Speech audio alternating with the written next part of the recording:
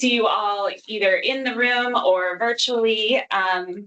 I want to get us started as promptly as possible, but I recognize that we were probably missing quite a few folks that we might be anticipating coming.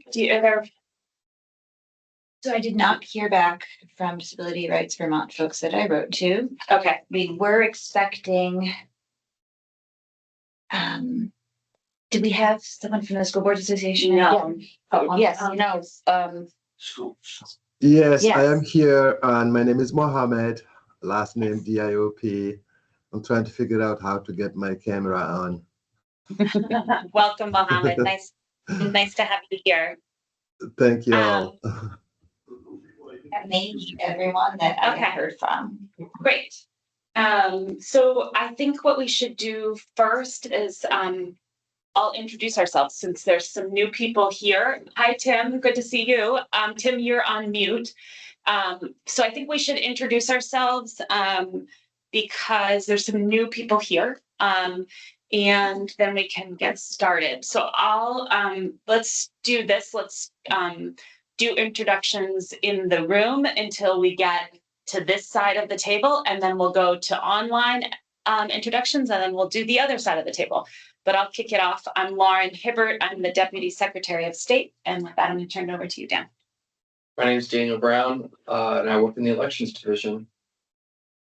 I'm Susan Clark, and I am in Middlesex. I'm representing the Vermont League of Cities and Towns on this in this group, and I'm a facilitator and trainer on public engagement.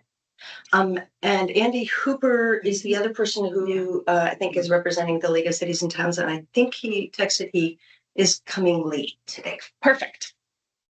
I'm Frank Nelson from Pollitt. I'm on the Planning Commission, Energy Coordinator, and Delegate to the D&H Rail Trail Advisory Group. I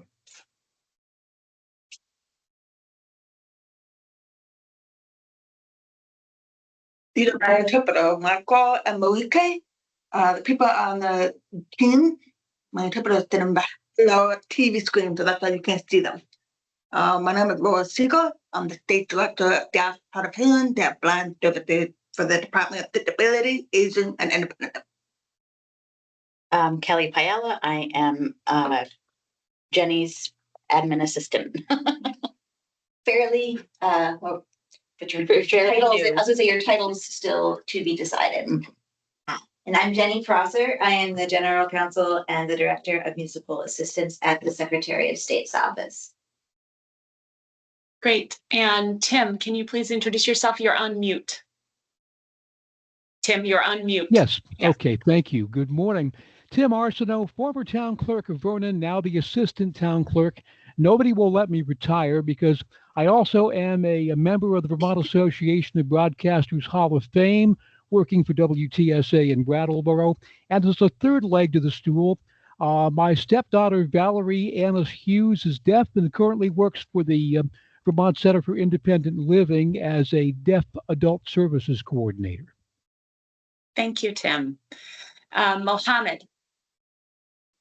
Mohammed Job. I do wear multiple hats, but I am here as a representative from Vermont School Board Association. Thank you. Kate. Good morning, everyone. Kate LaRose, she, her. I live in the Northeast Kingdom. I am a middle-aged white woman with blue glasses, and my background is a photo of a red sunset with clouds over a lake. I am the Youth Services Coordinator at the Vermont Center for Independent Living and am here today in a role as a VCIL staff member, as well as somebody with lived experience who has not been able to vote in local elections for 4 years on the basis of my disability and have not been able to attend a large range of municipal meetings. So thank you. Glad to be here. Thank you, Kate. Mohammed, I think perhaps you should go on mute. Do you have the ability to mute him? Megan, thank you. Megan, can you please introduce yourself? Hi, my name is Megan O'Rourke, and I work with CCTV, Center for Media and Democracy, one of a community media center in Burlington, Vermont. Thank you. And Cynthia. Hi, my name is Cynthia Shelton. I'm in Thetford, Vermont. I'm one of the invisible public, and I have too many hats also to describe, but I am very involved in local government and trying to get community activated. And I'm sorry I can't put myself on camera. It blows out the audio. We've had that happen, haven't we? So yeah. Yeah. And I would just mention that Laura Cushman just emailed me. She's looking for the link to the meeting, and so I'm going to send it to her right now. So she should be here shortly. Okay, great. Well, good. So I'm just trying to pull up our agenda.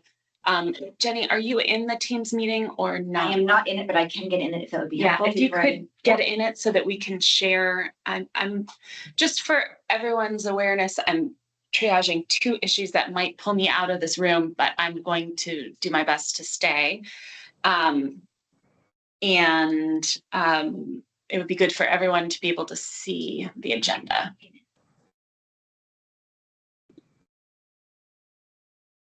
In case you didn't see it last night, or in case you're watching later.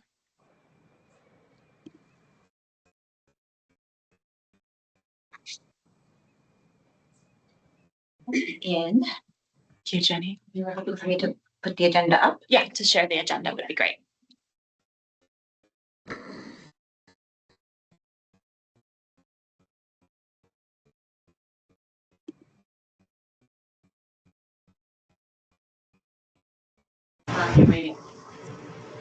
Hi, Laura. Hi, sorry, I found it. I was like, Yes. do I have the right link?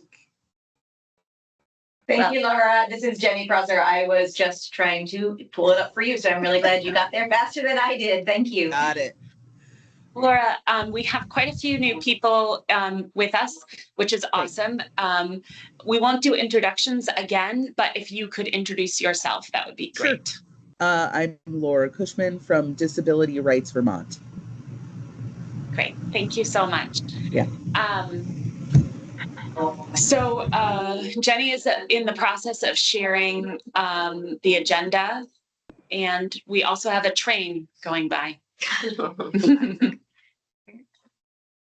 Have it. This happens at 10:10 almost every day.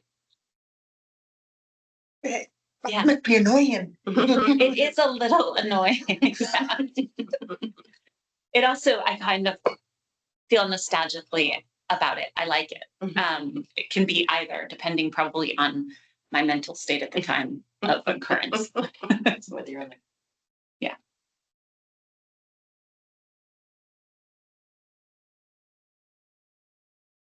Well, Jenny's doing that for people who are in the room.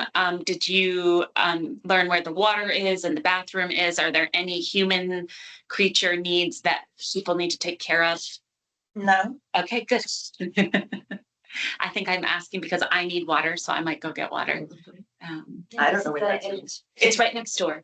Okay. Like alcohol, Yep. not sharing. Cool. No, it's not reading. It's not reading the. Okay, I'm gonna go get water while Jenny's solving that. Yeah.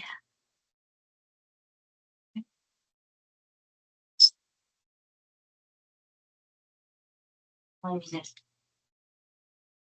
It's my dog. It's maddening. I apologize. We have it here. You see your elections? Yep. Yeah. Have you been there just since, or how long? I've been here since 2021. Okay. Yes. Exciting times. Yeah. We know 2022. Okay. Time just flies. When you're having fun, right, Dan? Of course. I feel like time flies, but also just kind of like morphs and is weird. I got it, and it tried downloading it. I tried to do it from my files. In both cases, it's not. It's telling me it doesn't exist. Teams is telling you? But when I tried it to the share, it's telling me it can't see. Make it.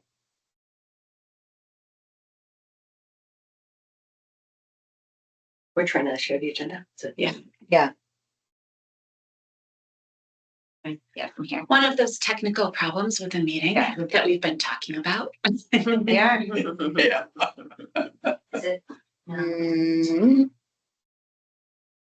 Wait. No, it doesn't want to share. Do you want to try to share that one? Well, what if we go to, this is ridiculous. Sorry, this is not gonna work. Nope. Jenny, do you want me to? Okay. Do you want me to try? I can forward it to you. I've got it here. It's like I don't know. I think it's a Teams. It's either user ability me or Teams. Is it on the it's posted on our website? No, it's that Teams won't actually, when she hits share, it won't actually. Did Mia share? Here, maybe I can do it. The final agenda is on our website. Yes.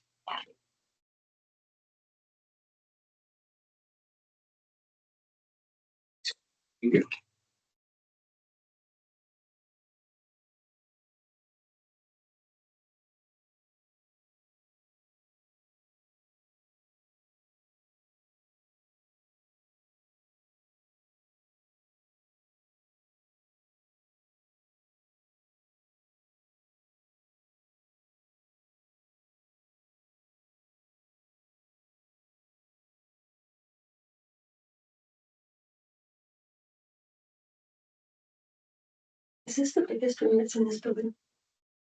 We have another one that's a little bigger, like 2 seats bigger.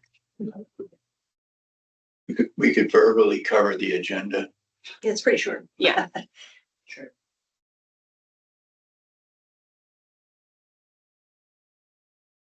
Where? Can I ask a question? Yes, of course. So I haven't been to any of the other meetings and I wasn't sure where to look to find that information other than the email that I got from your colleague Sean. So I'm just kind of curious, what kind of I just want to make sure I'm contributing my thought. Yeah. In the last 4 years of my role with the state, I've received a numerous number of referrals from town folk, from community members about the frustration with accessibility for meeting, public meeting. And oftentimes, if it's a community member, I push back to tell them to contact the town clerk. And oftentimes, if it's the town clerk reaching out to me, they don't know any of the resources that are available at their disposal. Yes. How can we fix that? I think that's sort of the thrust of this entire meeting. The group, we were created by statute, session law, to work on accessibility to public meetings, not just from a disability lens, but from multiple lenses, technology, socioeconomical. There's quite a few lenses that we are looking at. And we're really glad that you're here because it sounds like you're going to be very helpful. So we really appreciate that. And we've had a series of meetings. In terms of your specific question about where to find the agenda, I think if I go here, it'll switch. It's on the Secretary of State. I just didn't know where to look there. Yeah, no, it's very, I see it now. Okay. It's not that easy. That. If you go to the municipal division and open meetings, let me just go back a page for everybody's awareness. The only reason I even know about this meeting is because I reached out to Abby from your office. Yeah. And she's the one that shared the link about the meetings. And I was like, I knew about the open meeting law had passed. I just didn't know what was going on. I didn't know who to contact. I'm sure that we're missing other people that should be involved. And that's just a hardness. But yes, so you go to SOS Home and Municipal Division, open meetings, and then there's a link here for the working group, and then you click there, and then you can open the agenda further down on this page. And this is weird. That should be easy for me to find. Okay, well, good. And then here it is. So the first substantial item on the agenda is working group process and report planning, because we are getting closer to that needing to happen, starting to plan for that. And I think when Jenny, Kelly, and I talked about this yesterday, we're starting to get feedback on how that can be done. And I think it's good for us to have a public conversation about sort of what we're thinking, and then to hear what other people are thinking or have responses to what we're thinking. So we have been, and Laura, for your information, we have been doing, and Tim, but for all of our new people, Tim, Mohammed, everybody, we have been taking a meeting and trying to think of work on a topic. And then there's been some subgroup activity that has been, I think, successful, but probably there will need to be more subgroup activity. I think I can speak for everybody that has been part of these meetings, and you'll quickly see in this meeting, these topics are so big, so complicated. The time frame we have is very tight, and where Jenny, Kelly, and I sort of landed yesterday is, as we're thinking about what is in the range of possible for a report, we're not going to be able to answer all the questions in full capability. I see this more as an initial larger conversation with the identification of issues and maybe for some topics proposed recommendations for solutions, but I have planning from my end. Good. On this topic, yeah, and I think everybody is here because they have strong ideas and strong opinions and a lot of good solutions to bring to the table. So that is awesome. The reality is we probably are not going to be able to, issue a document that is comprehensive and affirmatively resolves all of the issues that we've been asked to tackle. But I do think we'll be able to create a document that is a strong exploration of all of these issues. And I hope, fingers crossed, and the stars align, that we have strong recommendations for future action or future contemplation. And I just don't know where that line between future action and future contemplation is going to fall, and it may be different for different topics. I have a question. Yeah. Do you have a budget limit? We have no money. Of course. We have no money for this work group, and we have no promise of money in the future. So I think you are dovetailing exactly where I think this report is going to go, which I sort of crassly said to Jenny and Kelly yesterday. I think every topic we could have, these are the things that money could fix, these are the things that infrastructure could fix, and these are the things that people can fix, right? With every topic we have infrastructure, money, and people as the factors that could possibly resolve the issues that this group is identifying. And by people, you mean sort of, it would be education or training or exactly. Yeah. Okay. Yeah. Either building the existing people or additional people. Yeah. Which takes money, by the way. No. Yeah. It's all connected. Not me. People always call me to do training. I'm free. Well, that's great. Well, so we can put you and your resources deeply in to this report so that people know about you, because I think people do or don't, and that's failing. So that's something that we can identify and help resolve. I have another question. Yeah. So are all these meetings in person or virtual or hybrid? They're all hybrid.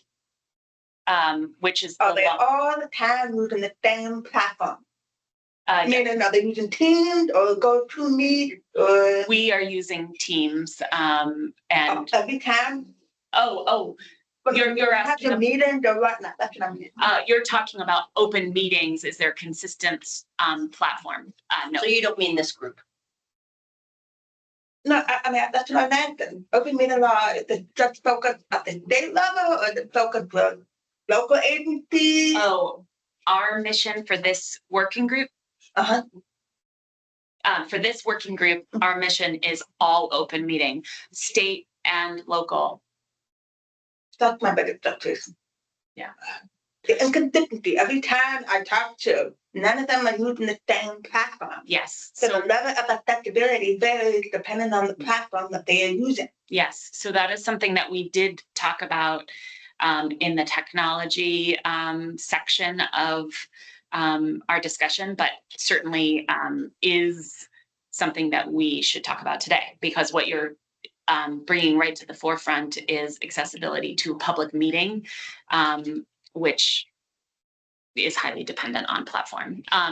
And I think, just to be clear, when I answered your question, I thought you were asking about these meetings and No, I'm in general. in general. Yeah.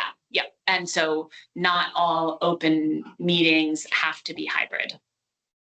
The law varies depending on what type of meeting it is.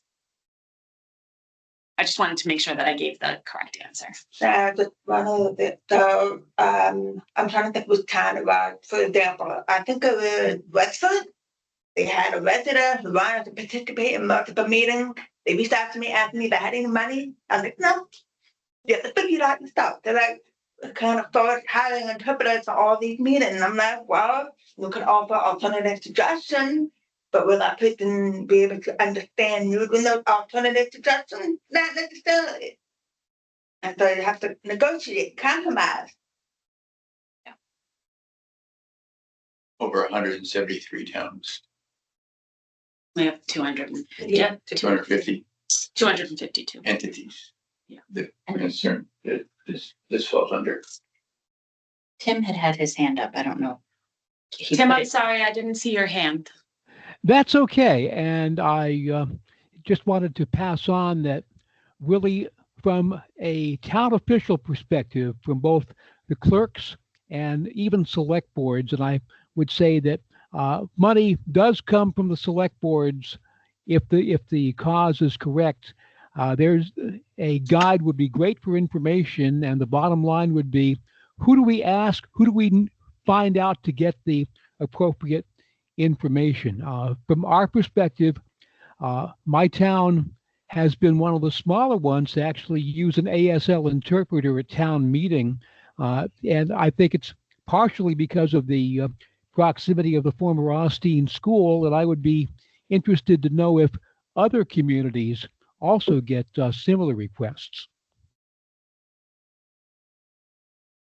Not as many of the towns that surround the debt score. No. I think it's because they lack the knowledge of how to do PIP, how to spotlight the interpreters, how to incorporate them, all the etiquette around using interpreters. And some people have the attitude where they're like, oh, you want to come? You bring your own interpreters. Yeah. That doesn't work that way. That's not how the law is designed. No kidding. Yeah. Yeah. Yeah. If I may So that's the respond, situation that keeps popping up on my radar. if I may respond, that would be a subject of a training for the Municipal Clerk Treasurers Association. They do have a conference every September. I've been trying. I have offered. I have reached out to them every year and not a peep. So perhaps we can put that in our report and help make it more possible to happen. I think that there's significant education that needs to happen around access to open meeting. I think that's why we're here. But if I could just back up, because I think we've gone into our next topic without, I want to make sure that I give space to talk about our work group process and report planning just for a minute, because I just want to let people know where the Secretary of State is as the chair of the working group and hear feedback on what our plan is. And then also, if we can, I think there's pieces that can be written by members here, and then we can do an editorial process to make sure that the voice is correct and that we agree on what the report is saying. But our thought process is initial draft for the report would be done by the Secretary of State's office with augmentation by others if that's the direction we decide, or we could do the whole thing. And then we would want there to be a review of sections, certainly by the subject matter experts in and some of us are subject matter experts in multitude of things. And then finally, probably review by the whole group, but we have to be careful of timing because of, we are not going to be able to do a group edit of a document. That is a nightmare, and I don't want to invite that. But we also want to make sure that everyone's voices and opinions are heard, represented accurately, and that there's a general consensus of what the report says, perhaps not at the sentence and paragraph level, but at the larger level. So that is the process that we are contemplating, and we're open to feedback on that, but that's what we're planning.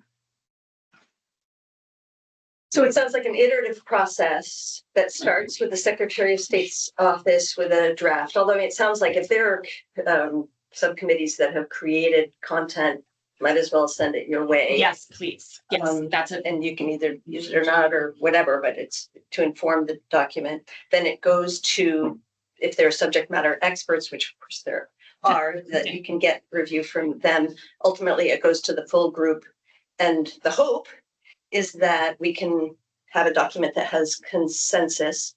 And if there are points where there aren't consensus, that's going to be the sticking point. That's going to be right where we have to. And that will be reflected in the document. It will be reflected.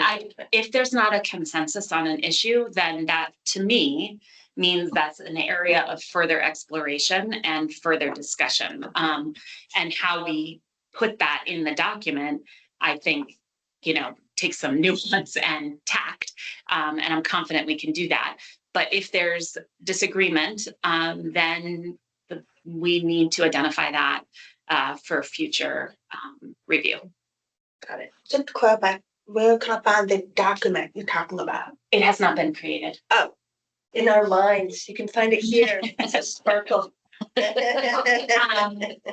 You can, for those people who are new, you can go back and watch the majority of our recordings. We didn't record our very first meeting, which occurred in the fall of 2024. There's also, minutes that people can review too. But the recordings are probably the way to get up to speed on the nitty gritty of the conversation that we've been having. Good people. Yep. Megan. Thank you. Muted, not muted. How many other subcommittees are meeting besides the one that met once or twice?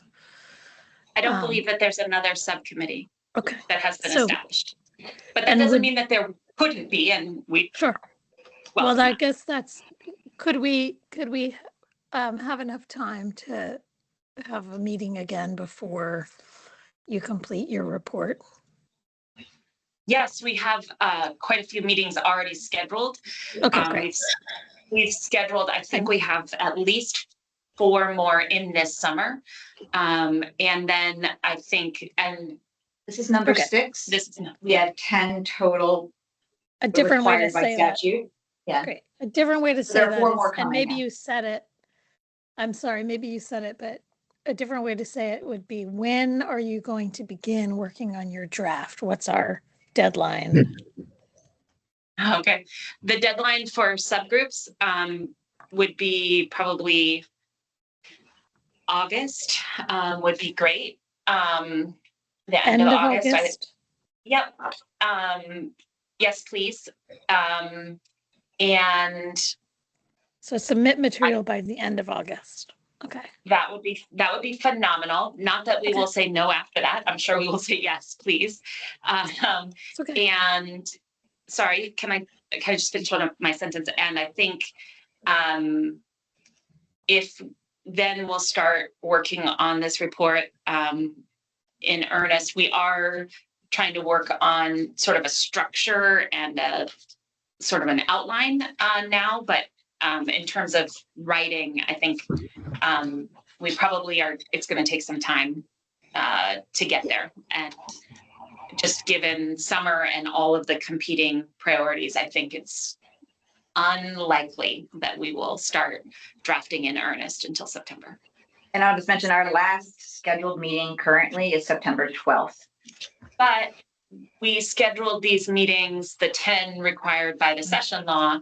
That does not foreclose us from having additional meetings. And I never intended for September to be the last of our meetings. I just knew when I was scheduling meetings that we had to have 10. I wanted to make sure that everyone had as much notice of the 10 as possible.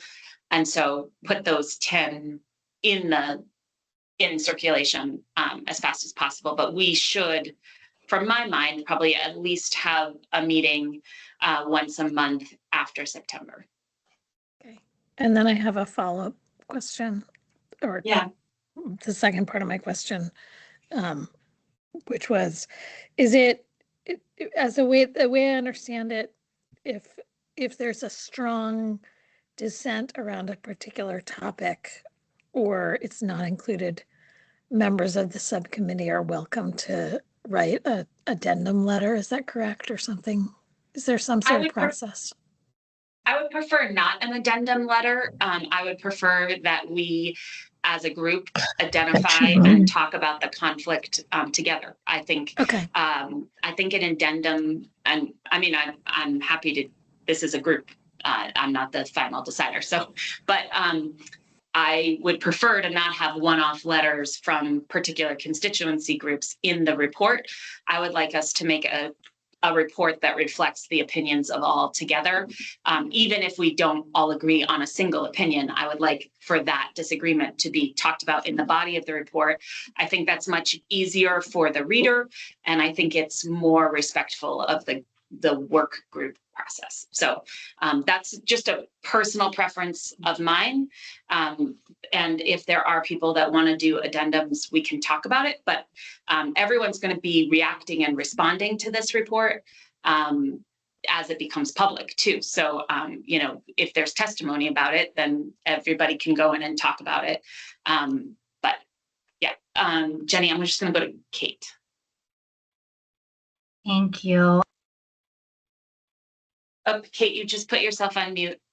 For reference, I'm just popping into chat the 8 charges of the working group because I'm feeling really strongly that the first charge outlined there, recommending best practices for running effective and inclusive meetings and universal design, all of the other things that fall after that, number 2 through 7, 2 through 8, that really flows from number 1. And so yes. I'm really, I guess to name the tension, I would love to see this group demonstrate and practice effective meetings and accessible and universal design. And I haven't, I don't know that there are a lot of examples of how we haven't done that yet. And I think it would be really incredible to take a step back to mindfully work through that. And I think a lot of the pre-meeting emails and questions about, there's so much great learning there that we can dig into.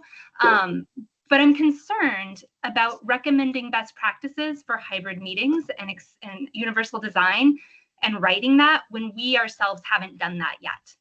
And so I just really want to underscore how important that really is going to be for everything that follows. And that's not a focus on a particular population, right? That's not for people with disabilities. That's not for young parents at home. That is literally an everyone practice and skill, whereas the rest really are topic areas, but number 1 is a practice and skill. And we take that feedback, Kate, and I think we all are deciding and learning and talking about this. So I don't know that we're going to get to a place where we are meeting perfection, and I don't hear your feedback as saying I'm that. not asking for perfection. I'm asking No, for. I Here's acknowledge that.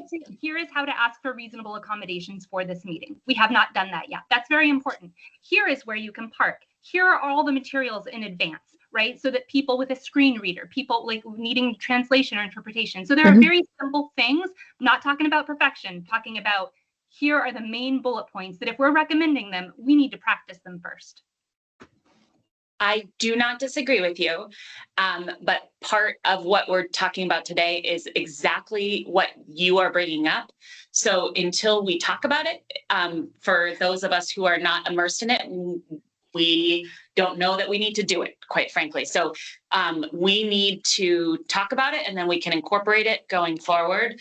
And we hear the feedback well, but we're learning too, and that's why we're all together. Jenny? Yeah, I think I'll postpone because I think it can fit in later. Yeah. Mohammed? Thank you. I've been listening a lot as new to this group as well. I do very much appreciate Katie LaRose. I hope I pronounced your name correctly. The comment you put in place just right now. I was wondering, based on Kate's comments, whether this is an agenda topic we can have at our next meeting, because it does, it sounds like many of us agree with Kate that we ourselves need to model, and to model something, we have to establish a process that we can all agree on to model based on this very meeting we are already having.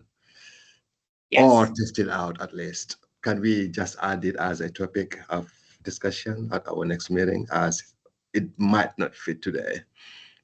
Well, I'm hopeful that we can talk about it today as we're talking about what it means to have an accessible public meeting. Yeah. And if there are things that we all agree upon as baseline requirements or even best practices, then we will do our very best to accommodate those in meetings going forward.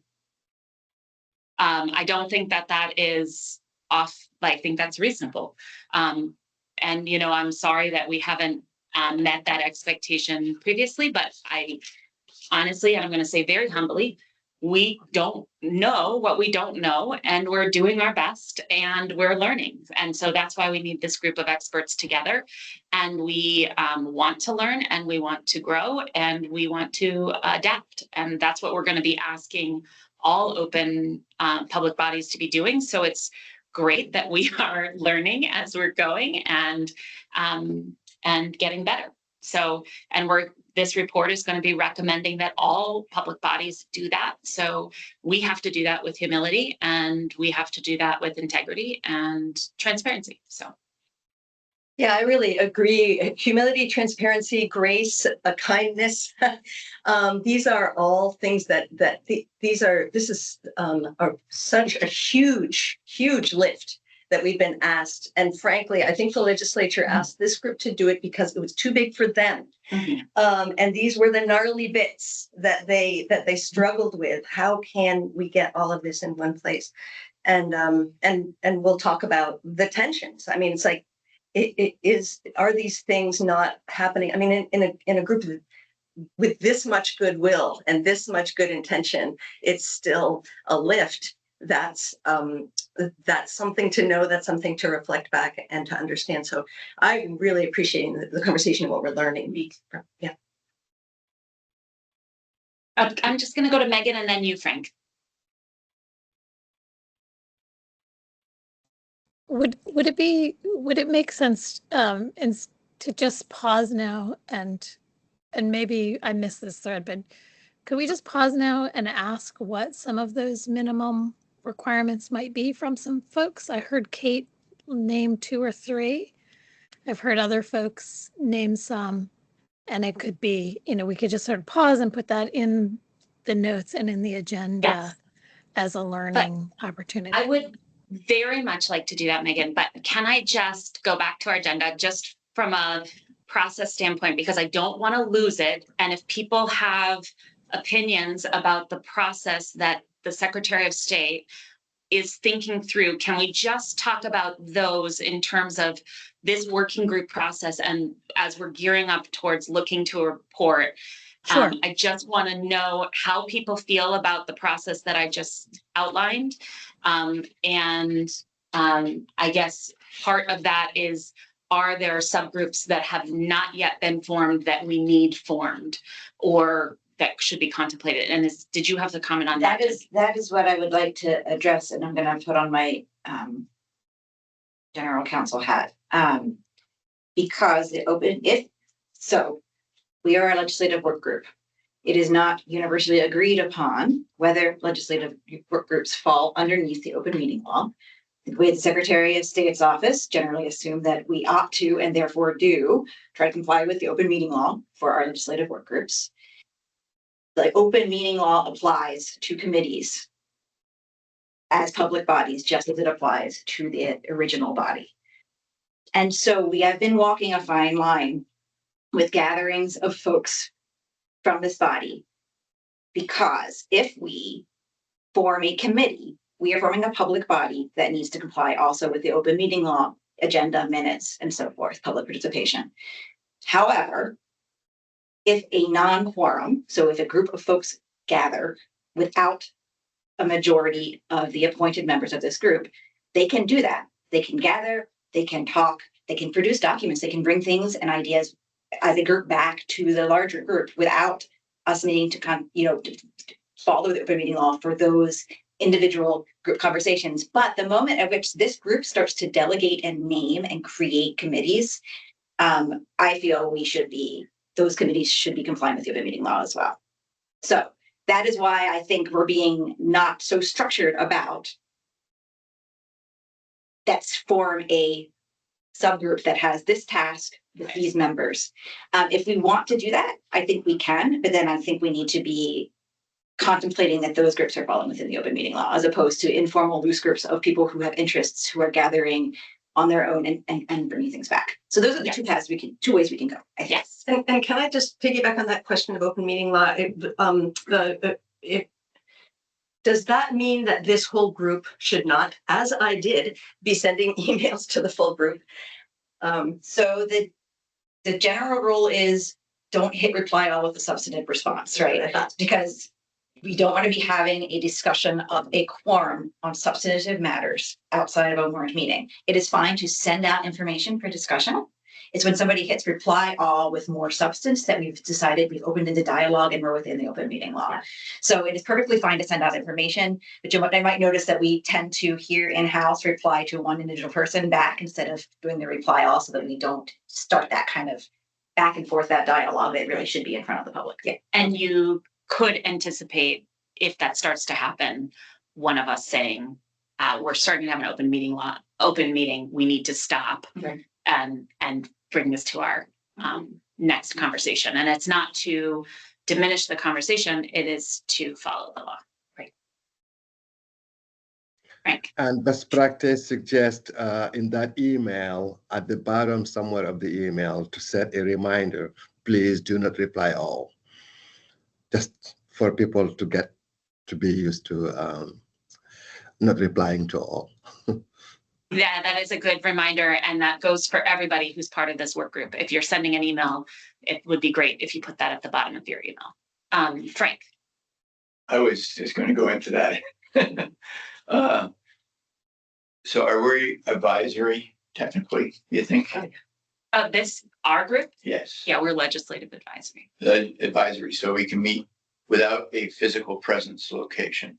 I believe that we should not, because we are not a local group. We are a state group by dint of being under the Secretary of State. So the state group's advisory or not have to be hybrid. Because they're deemed public body. Yes. Associated. A state public body. Right. As opposed to a local public body, which the rules are different for state versus local. Okay. I think that 4 were attended one meeting and 2 attended the second. There was meeting conflicts with the technical group. And I don't think we covered, Megan may agree, and Andy and Sue, that we really didn't even skim the surface of technical, which is a huge issue. I think going forward into the future. So, yes, I want to recognize that there's more work to do in that group of individuals. And to go to Jenny's core question, I think while I would prefer that those groups are informal because we don't have a standing infrastructure for people to use for set work groups. We don't have the bandwidth here to host those, to have them be hybrid, to have them be fully accessible. I would love to say that we did, but we just don't. So if we have informal groups of people talking, then with their areas of interest, that is very helpful. But I think we all need to have the ground rules that those conversations will come back to this group. We'll talk about them in this group. That's how we can make that informal process transparent. And certainly that those informal conversations are not making any decisions. They're informal groups to help get ready for a public meeting and conversation about the topic. So I think that is the direction we should go. And, you know, I really have to say, honestly, I wish we could make them more formal, but that would require us reserving this room, having this tech infrastructure, having a staff person here. And it is not possible for the Secretary of State to say yes to that at this time. Megan, I see you are first.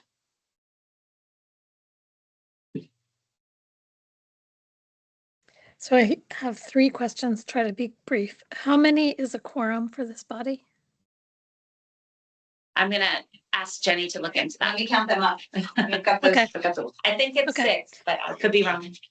I'll wait while you do that. Or I'll ask Well, my you next can look at your next question and I will come Yeah. back to it if that works. Yeah. Okay. So to your first question on the process, which is we're still on the 10:10 to 10:30 section of this agenda, right? The work group process. Yep, that's fine.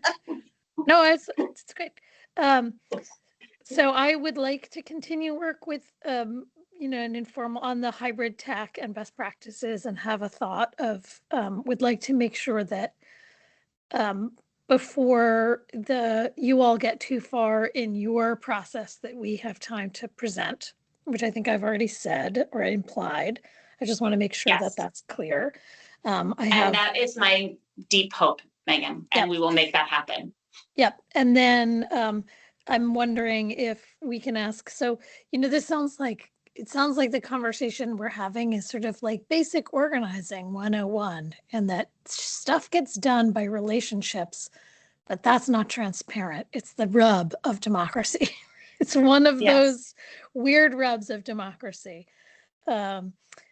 Can we ask here in the meeting for that informal gathering? Like, can I say, hey, I'm going to be putting together some stuff. Anybody want to work with me on that? Can I do that? Or is that crossing that line into, do I have to do that outside this body or can I do it here? Does that make sense? I think given the squidginess of where we are, I think it's good for you to do it here.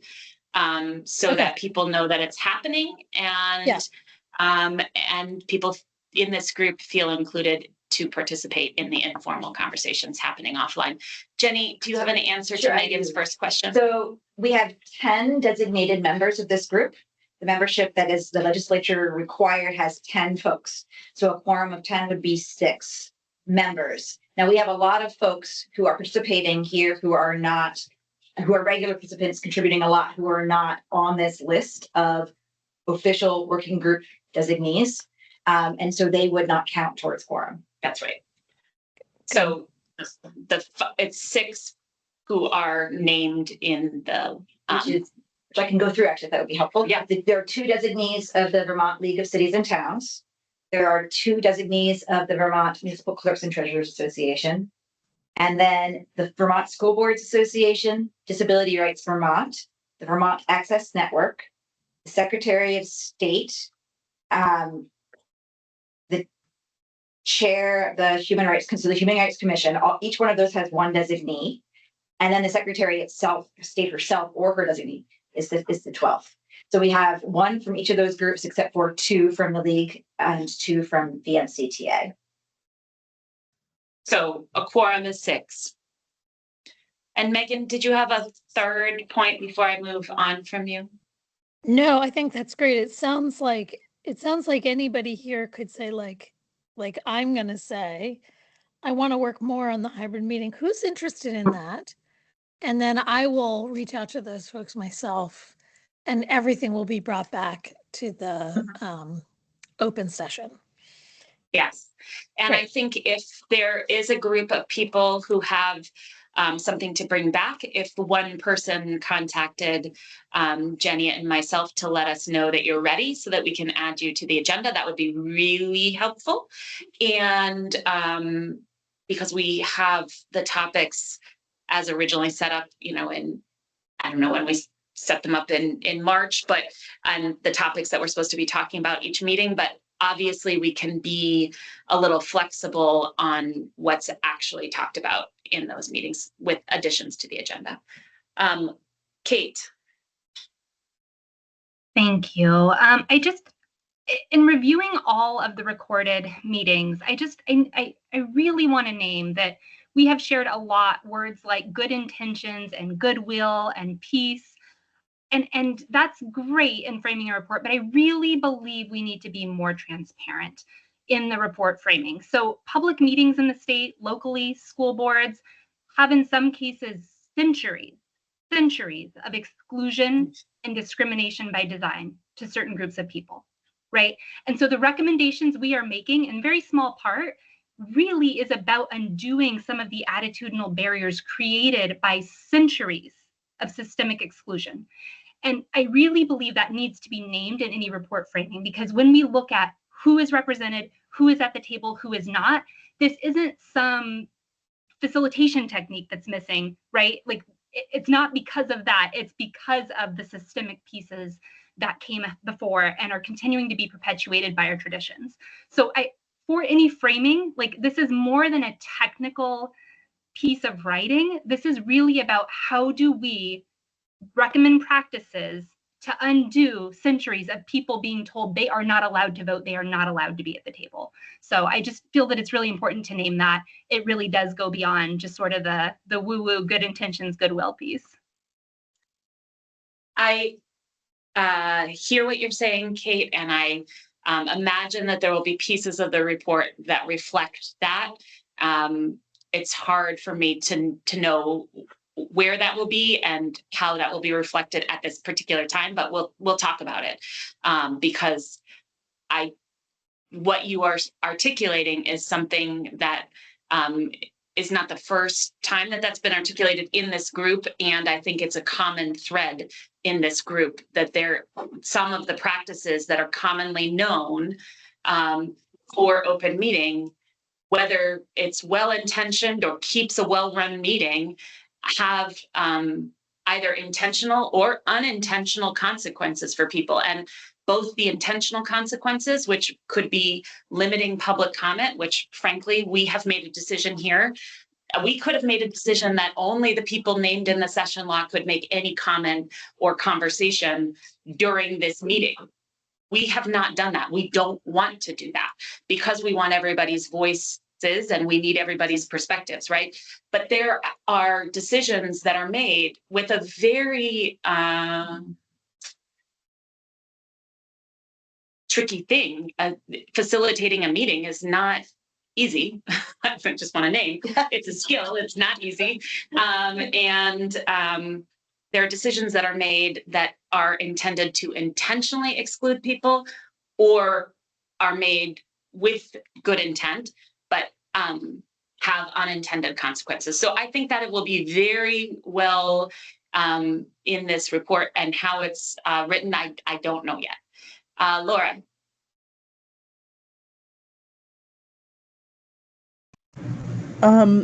Okay, so I guess I just wanted to make a suggestion because it seems like we really aren't making a lot of progress, and we are talking about the work group process.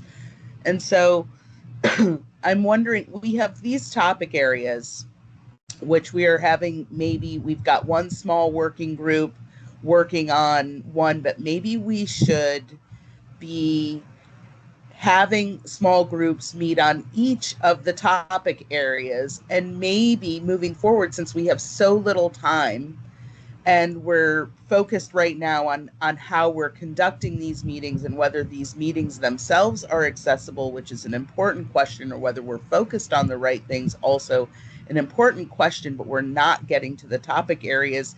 And in our past meetings, we've sort of started to dive into the topic areas, but really run out of time before we've made a lot of progress or any decisions about what recommendations, or very few decisions about what recommendations should be made. And so I'm wondering if in this time that we have from 10 to 12:30 scheduled, maybe moving forward, we can use the first hour for people to attend separate work groups on each of the topic areas, and then bring their discussions on each of the topic areas to the larger group, so that we can talk about what's been discussed, so that we can maybe in smaller groups make a little more focused progress on the specific topics that we're trying to address. And at least in that way, know that we're getting to the agenda items that we really want to be talking about in a more focused and thorough manner. Yeah. Just a suggestion. Laura, I hear your suggestion, and I'm trying to think whether it's feasible, or from a technological and physical standpoint, because we would have to have people here to be able to do subgroups. I think if everybody was in this building, we would have space to accommodate that. It would be tricky from an open meeting law perspective. I think so. There's two problems with your suggestion that I see.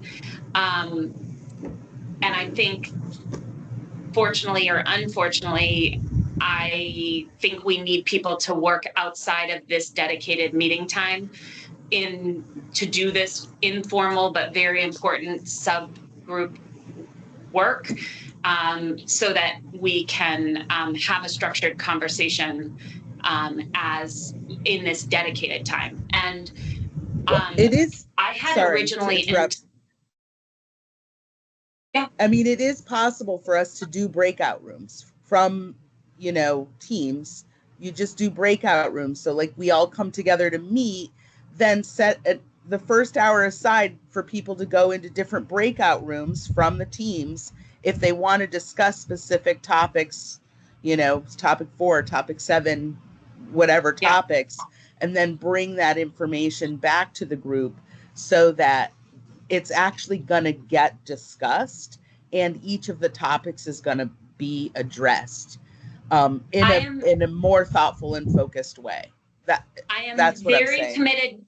Yeah, I hear you. And I'm very committed to the second half of your statement. I want that work to be happening, and I want us this time to be very focused and dedicated. So yes, and I know that we do not have the technical capability to hold breakout rooms in this building in a hybrid manner.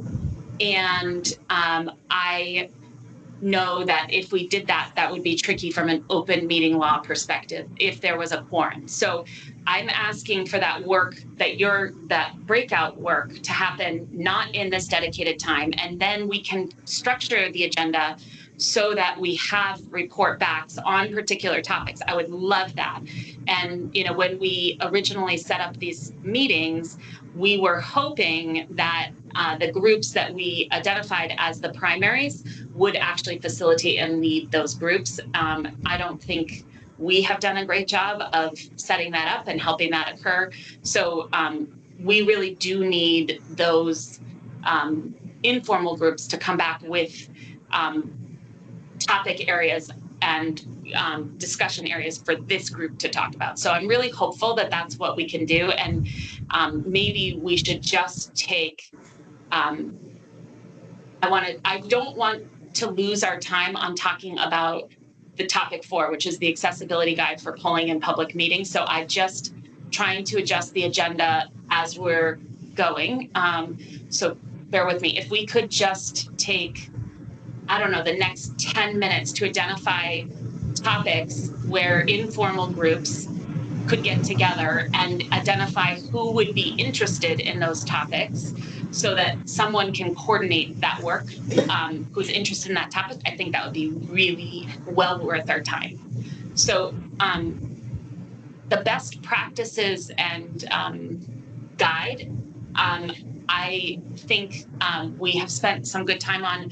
I don't know if there's anybody who wants to meet independently on that, but our plan on that piece is that it's written almost at the end and with all the topics that we've been talking about. So I don't think that that's something that we start with. I think that's sort of an end product.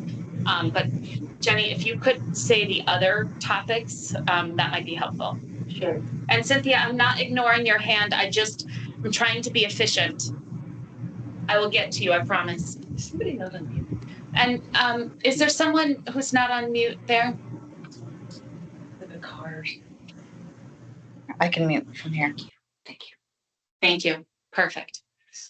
So our topic list is 1, recommend best practices for, that's broken out, running effective inclusive meetings, maximizing participation and accessibility in meetings, annual meetings, and meetings of public bodies, use of universal design, training public bodies for open meeting law compliance, recording municipal public body meetings, and the means and timeline for posting. So that's a big umbrella of best practices. So I'm not suggesting that we have an independent group on that because it's everything. Everything, exactly. So what's the next one? So the remaining, I guess there's 1, 2, 3, 4, 5, 6 more plus other topics. We have reporting. Could you repeat those slowly, please? Yeah, certainly. I'm so sorry. The next one is reporting the findings of the Civic Health Index study, which is by our office, and how to reduce barriers to participation in public service. So I think certainly that is an area that the Secretary of State is a subject matter expert in, and we can write that section of the report pretty comprehensively, but open to feedback on it. What's the next topic? The next one is identify the technical assistance, equipment, and training necessary for municipalities to run effective and inclusive remote or hybrid public meetings. And so Megan, that's the group that you have been participating in.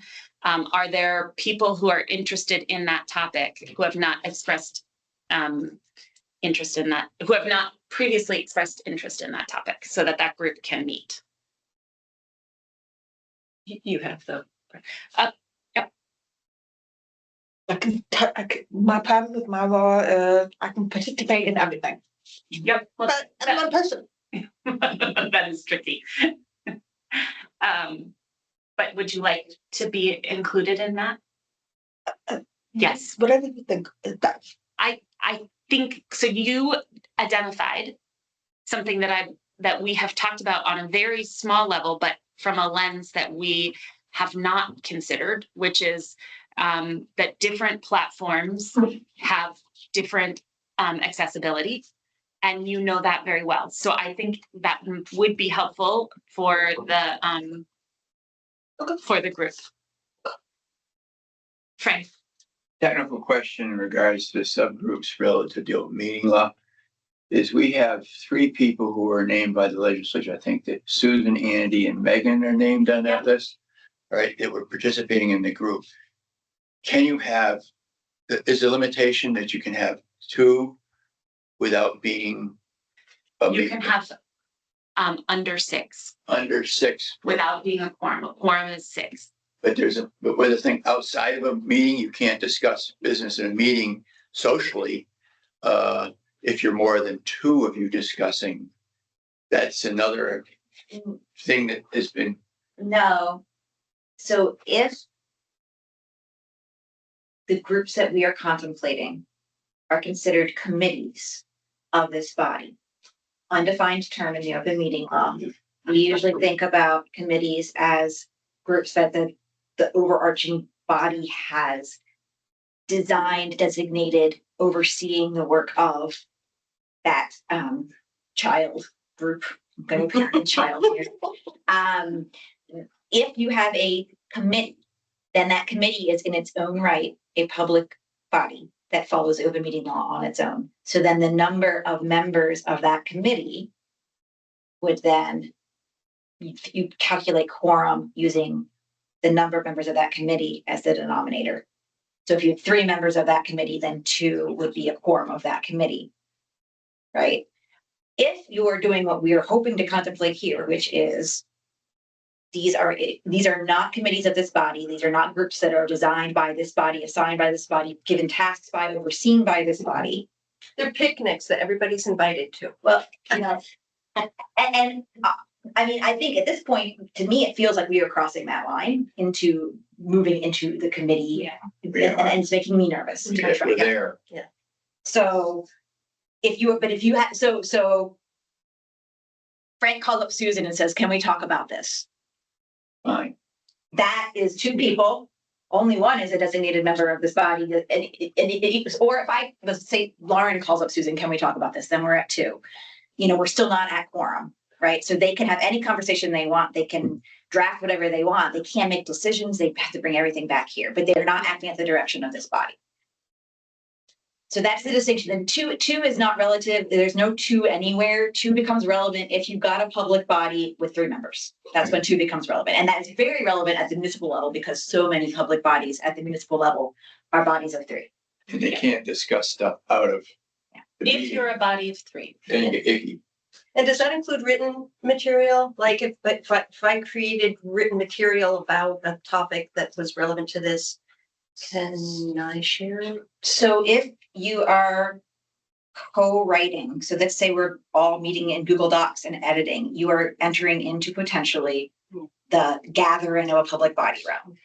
Drafting a document to share and sharing it around at different times with people, if you're involving a quorum and people are making substantive back and forth, then you're in open meeting law territory. You can create a document to share.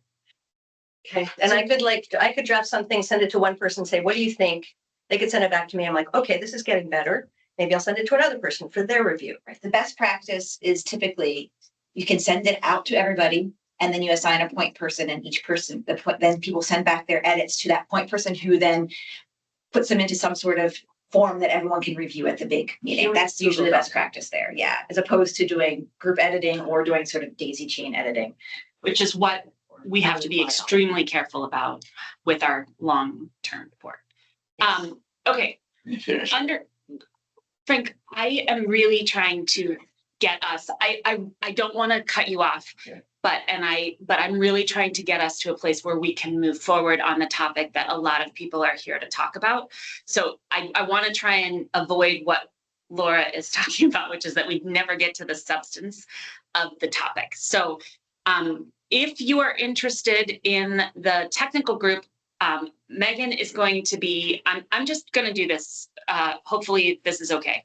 Megan is going to be the lead on that. Contact her if you're interested. She will make sure that if you're interested, you will be included. Is that too far over the line, Jenny? Like we have to do this. There's a question of whether I think the other way, Lauren, is like the way that I'm thinking of it is again as an organizer. In order to be effective, I need to find allies and communicate with them. And so I'm going to do that. I'm really glad. And I can't see and I'm not familiar with who's sitting to your right, but Can you introduce yourself again? Laura Siegel. I work for Dale. Oh, Laura Siegel. Okay, great. Yeah, I know your name. Perfect. Well, I think, yeah. So like I heard that Laura has some things, and so as an organizer, I'm going to listen for what I can But not do. just some, I have a lot. I'm gonna What? overwhelm you. Wait, I can't. She's saying, Not just some, I have a lot.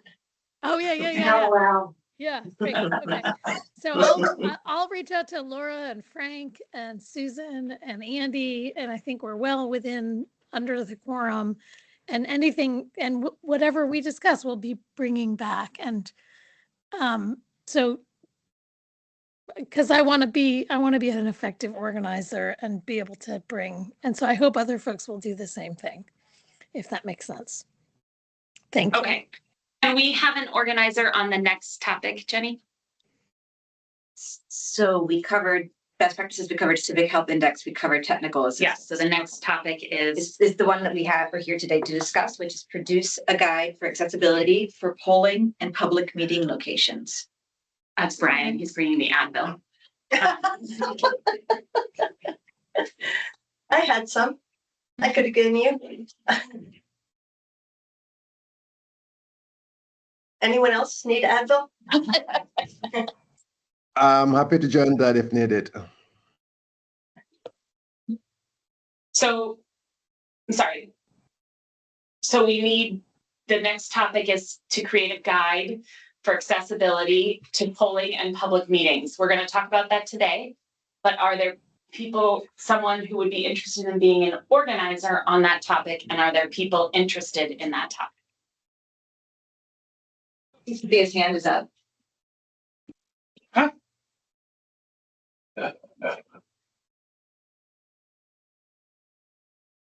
Laura Cushman says she's interested. Laura, are you willing to be the organizer?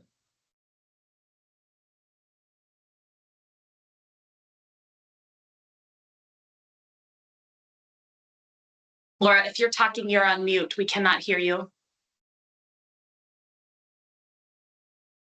She says yes. Perfect. Thank you.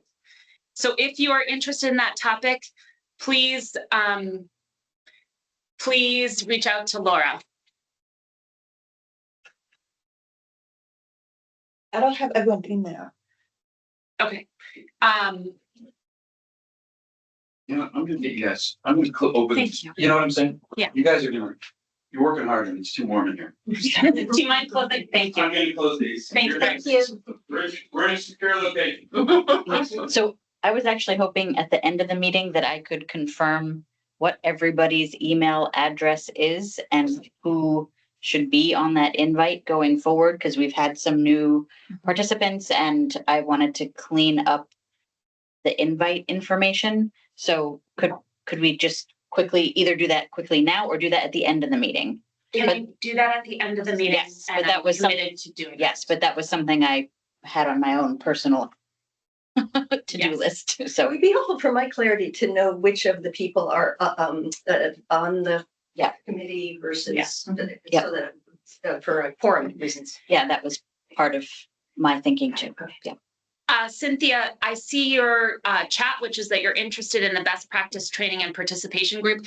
That is all of us. So I would prefer that we have subgroups on the specific issues and then we bring that work back, and that we don't have an organizer on that big first topic, because I think that is our entire charge really, and then it's broken up into subgroups. We could have written this work group as that's one, and then we have 1A, 1B, 1C, 1D. So I would prefer that that conversation is done in this space together and not on one-on-ones. So what's the next topic, Jenny? The next topic is study the feasibility of using electronic platforms to support remote attendance and voting at annual meetings. And that is one we have not yet touched. That we have not talked about that. Is there anyone who's interested in being an organizer on electronic voting and remote attendance to annual meetings? And I see Susan, thank you. So we will make sure if you're interested in that topic, please reach out to Susan. What's the next one? The next one is analyze voter turnout and the voting methods currently used throughout the state.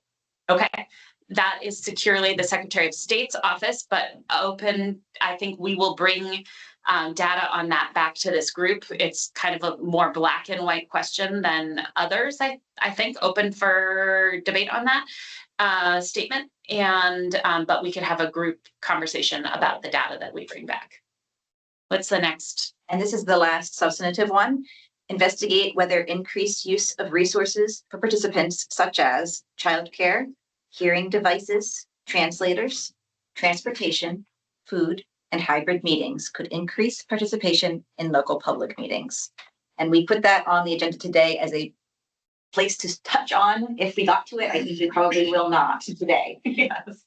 Although it feels like it might be tucked under number one in terms of best practice. It really does touch everything. Was this written by a committee or something? Yes. And was it all the problems that nobody wanted to address in the moment to your yes.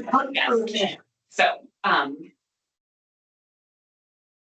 that to me, we could we do have a whole meeting dedicated to that topic. But to me, that's a thread that runs through all of the other conversations, much like the best practices guide. So, and I don't know that we're going to have concrete things to say. I don't, except for that, yes, childcare is helpful. Yes, translators are important. Yes, you know, you need to think about the time of your meeting so that it's accessible. So we'll have, I'm sure, some things, but we have a big conversation out there.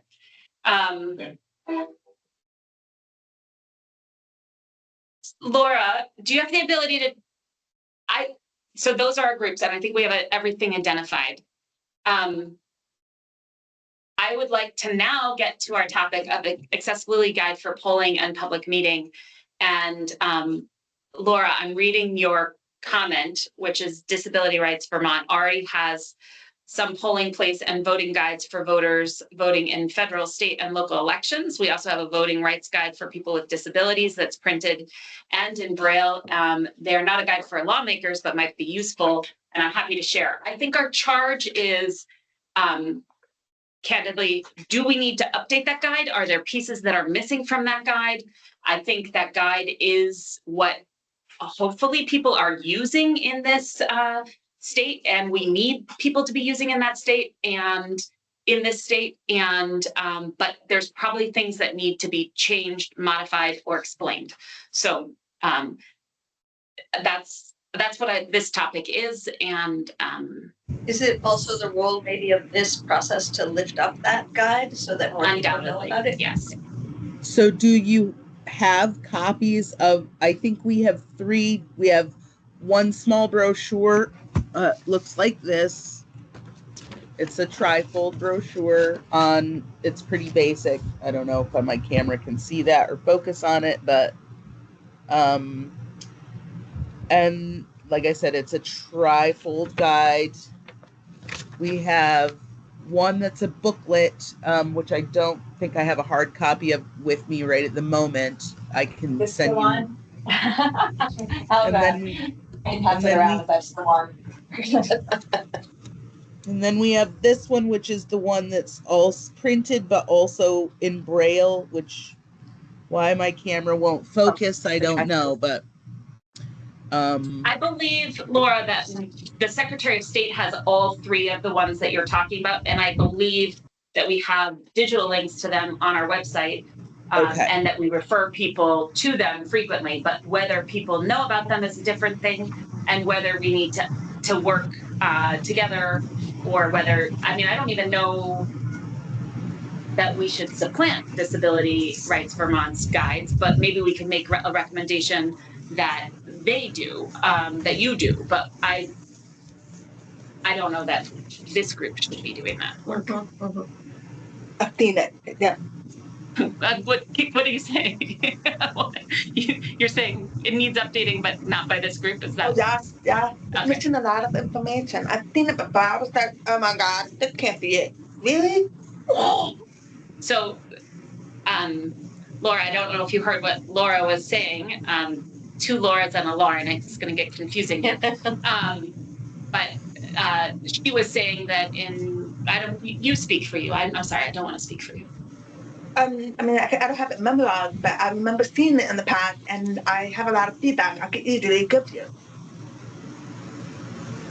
So we did update the voters guide before the November elections, the large voters guide. In the large voters guide, it's about it's a lot of information. It's not just an accessibility guide. It's a voter's guide. I mean, it has the town clerk number for all of the towns in Vermont, for anybody who needs to ask questions to their town clerks about local elections. We made it larger print, more accessible language. We did make revisions then. I'm sure, as with always, additional revisions need to be made. For instance, our Braille guide, the QR code doesn't work. We're not sure what happened with that, if it printed wrong, but we know that there need to be edits made, but these are very costly to print, and so we haven't rerun it. We're just going to continue to use them without the functioning QR code until we have to do another printing. But the production of these brochures is expensive. We can't for every typo or error or missed information that we have in these, we can't just do another printing. We have to sort of use what we have until we're out, and then we can make edits. And so that's sort of how it happens, is that once we're out of the ones that we've got, we look at what wasn't correct the last time or what needs to be updated, and we update them, and then we'll do a new printing with a new version. Laura, just for clarification, it looks like it really does specify, it really focuses on state and local elections, and then local elections that are Australian ballot only. Is that accurate? It does. It talks about, I'd have to go back and look, but it does say, like, if you can't get to your polling place, you can make arrangements. I mean, it really depends on the town. I mean, which would only work for Australian ballot. So, like, it talks about Carside, which is great for Australian ballot. It talks about incarcerated individuals, which is great for Australian ballot. But there's the other piece of the 100 and some odd towns that don't do Australian ballot. So I just wanted to see, like, I feel like that may be. It's what exists now that we're aware of. Yeah. It's not what we want or hope to see. It's what currently exists that we are aware of.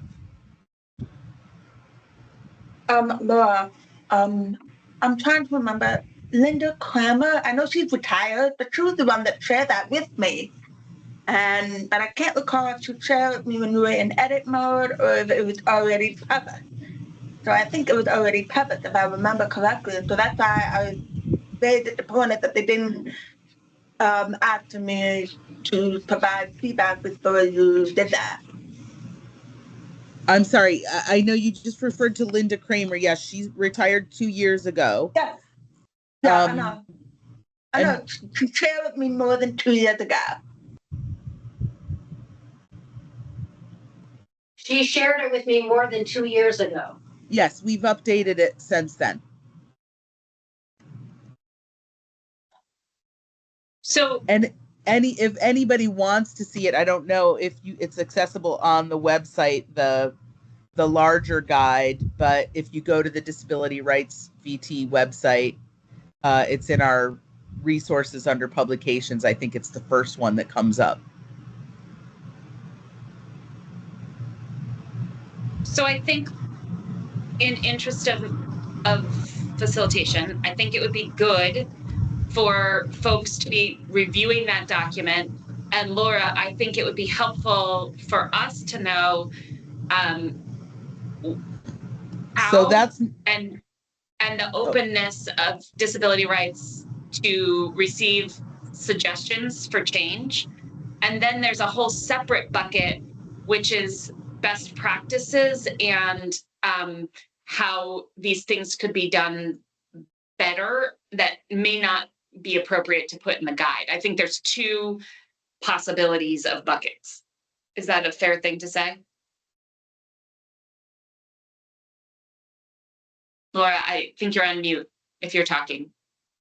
I wasn't talking, but yes, I mean, of course, if there are any suggestions for how it could be better or more accessible, of course, we would take them. Again, like I said, I don't know what our funds are going to be to do a new production of those, right? Like, that's not something that's paid for by the state. It's something that is paid for out of our federal funding, which is, who knows what's happening with our federal funding.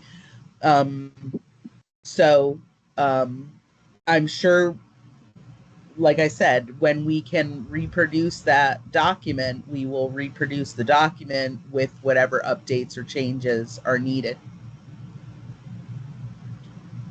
And I think it would be fair to say that one thing that could be in this report is there needs to be a state funding source to enable that this document can be updated and dispersed more frequently and more widely, and that's an investment that the state should make. I don't know if that's the consensus of this group, but that is my opinion, and that's something that we could put in the report. You know, as a state, we're committed to our voting and our open meetings being accessible. So people need to be trained on how to do it, and people need to know their rights, and people need to know how to enforce their rights. And so that's an important piece of this entire work. And so we could make the recommendation that that's an investment that the state should have. I should probably be a little more clear about that. So we did just have the big, beautiful bill vote, and now all of their budget cut recommendations are going to go to appropriations, and the discussions will be had. But right now, our protection and advocacy for voter access, which is the money that pays for this guide, that is right now recommended at zero funding in the next fiscal year. So we are not expecting to receive any more money from the federal government right now for our voter access funding. That's zero funded in the proposal. That tracks with all voter education, everything. So yes, it's horrible. So yeah. Maybe one of the value-added things that this group can do. I'm sorry, just 1 minute. Can Laura, can you mute when you? Here, I got when it. You're on, I got it. There's a lot of noise. Thank you. Yeah, I was just going to say, maybe one of the value-added things that this group can do is understanding the economic situation that we're in, parse out things that we can do that might not cost money. Things like if an organization is willing to take feedback and update those documents, then making those documents more widely publicized online and through trainings with the Town Clerks Association, basically lifting up the content that already exists in a way that maybe doesn't always have to have a printed copy, a fresh printed copy in everybody's hands every week kind of thing. That might help the legislature to say yes to things if they don't cost money, but they're a good idea. And I think, yes, and sometimes the printed copy, particularly when we're talking about Braille, Yes. means that we are run into accessibility, but that does, maybe we don't need a full run of every document printed, but specific documents in Braille or other accessibility. So yes, and. I think the tricky pieces, which have already been identified by Kate, are annual meeting that is not Australian ballot, which runs into the electronic voting, and open meetings in general, like public meeting, because there is some great guidance about voting by Australian ballot, and accommodations. Could they be expanded? I'm confident they could be. But those topics are well covered, I think. It's the annual meeting without an Australian ballot, or the informational meeting before Australian ballot, and open meeting. Can I just insert a point? We could please keep substantive conversation in the room and virtual room and off of the chat. That would be really helpful. Yeah, I can't follow the chat and do this. So I just want to note that we got everything brought. We have Megan just mentioned that the links that we're posting are she's not able to read, so we can try to help facilitate that we get those links out to everybody as needed. Yeah, I'll write that down as something to look into. Thank you. Megan.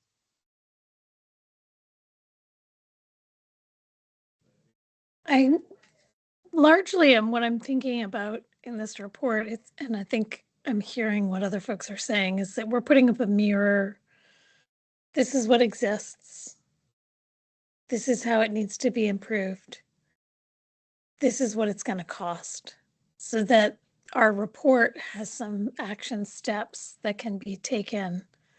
And maybe also this is how what exists can be improved upon, and what exists can be spread more widely. I think I'm having a little bit of a hard time because I don't, and that would be where I would hope that maybe some folks would bring and put that together, or maybe it would be from the Secretary of State's. I do want to acknowledge that I'm offering myself as an organizer. I'm doing it. I'm getting paid at my work to do it, although it's added to my workload. It's not separate from my workload. And so we are asking folks to do something that is in addition to the regular work they're doing, or if they're a volunteer, uncompensated. But it would be useful to have, like, what does exist? It sounds like there's something that Disability Rights Vermont has put out. Are there other resources? And how do we see those reflected? And how do we see those reflected so we know what to point out is missing or needs to be added to, or the cost questions? There was a lot in what you just said, Megan. Okay.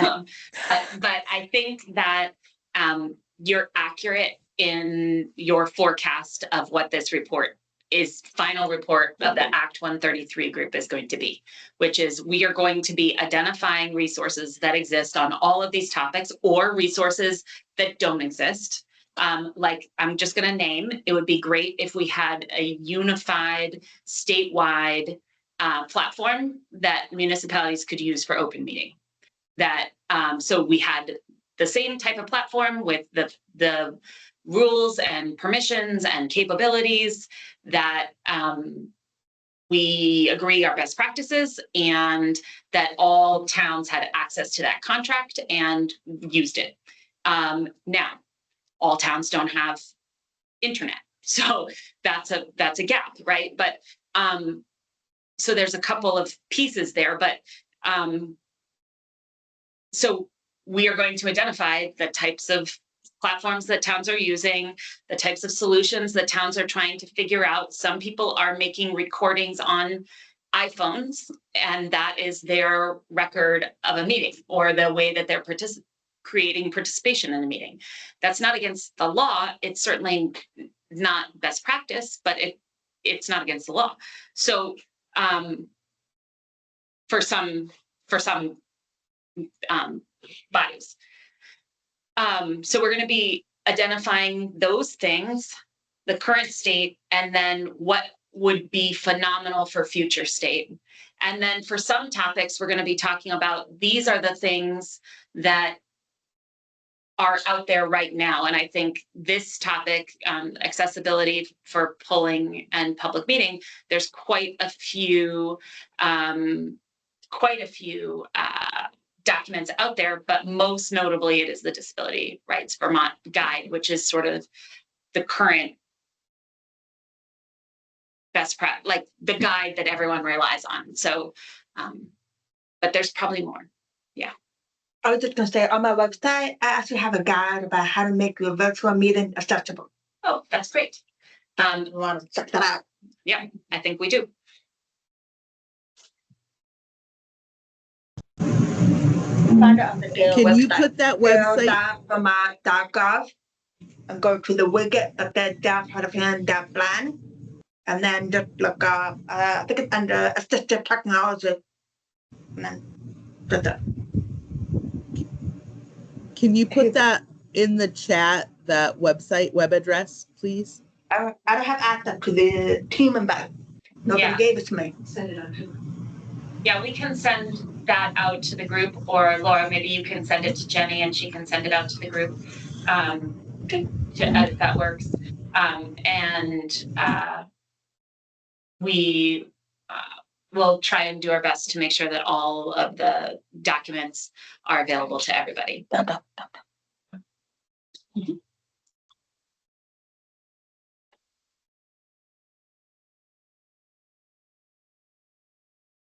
So, having identified those areas, open meetings and annual meeting that is not Australian ballot / informational meetings, can we talk about issues that we have seen around access to town meeting in its non-Australian ballot form or open meetings? Like, what are the issues that we can identify are not easily answerable on how accommodations need to be made? Kate. Thank you. So the big one, of course, is for the 120 to 150 towns that have floor votes for one of the various 3 styles of voting. De facto, systemically, if you are incarcerated, if you are home or bedbound, or if you are in a skilled nursing facility, you cannot vote in over 100 towns in Vermont in local elections. Yes. So that is a problem. It's over 100 towns.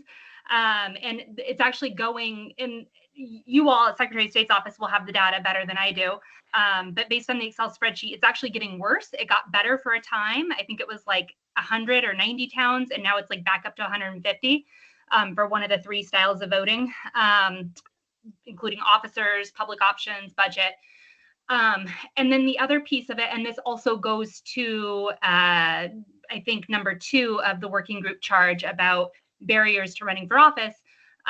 If you're in a floor vote town and you're not able to be there in person, that becomes a problem for running for local office. And also people who need to get signatures, if you are needing to go door to door, but you can't physically get to the doors because of barrier issues, that also becomes an exclusionary process. And just the way that petition signatures work, it's not great. So I think those 2 systemically across the board, because they impact so many towns, the majority of towns, and so many Vermonters, I think those need to be addressed. Frank. An easy one is that a town meeting would be considered under open meeting law, and the agendas that are published in the annual reports don't have public comment section, so that you could all add a public comment section to the agendas. Okay. I will say that the law just was changed to clarify that annual meeting by the law now, effective now, is not considered an open meeting, but I think, clearly it doesn't mean that the public shouldn't participate in the annual meeting, but how and by what means and at what time, I think. So the technical aspects that we'd be discussing wouldn't apply to the town meeting? Yes, correct. I don't know what the best way to answer this question is, Susan, but the annual meeting is not defined as an open meeting. The open meeting law does not apply to annual meeting. That does not mean that the principles should apply and frequently do apply and are there, but it doesn't meet the exact, it doesn't have to meet the exact structure of open meeting law. Yeah, I mean, I think that the big reason, and Kate makes excellent points, and it's a huge issue. And I can say that in my town, it was one that we identified 20 years ago and started having all of our town meetings be run with a Zoom element, so that people who were all the things that Kate named, if you were incarcerated or if you were homebound or something you didn't name, if you were deployed, all of those people could, by choice, attend and participate and vote. Where we ran into issues, what were around voter identification and voter security. So the reason that's a big issue around town meeting and not any of the other things is because it's a different form of governance. It is not just a public meeting. It is the legislative body of the town on issues of finance and governance. And so it's something that the New England states invested in early because they valued that deliberative process. They valued that citizen legislator process.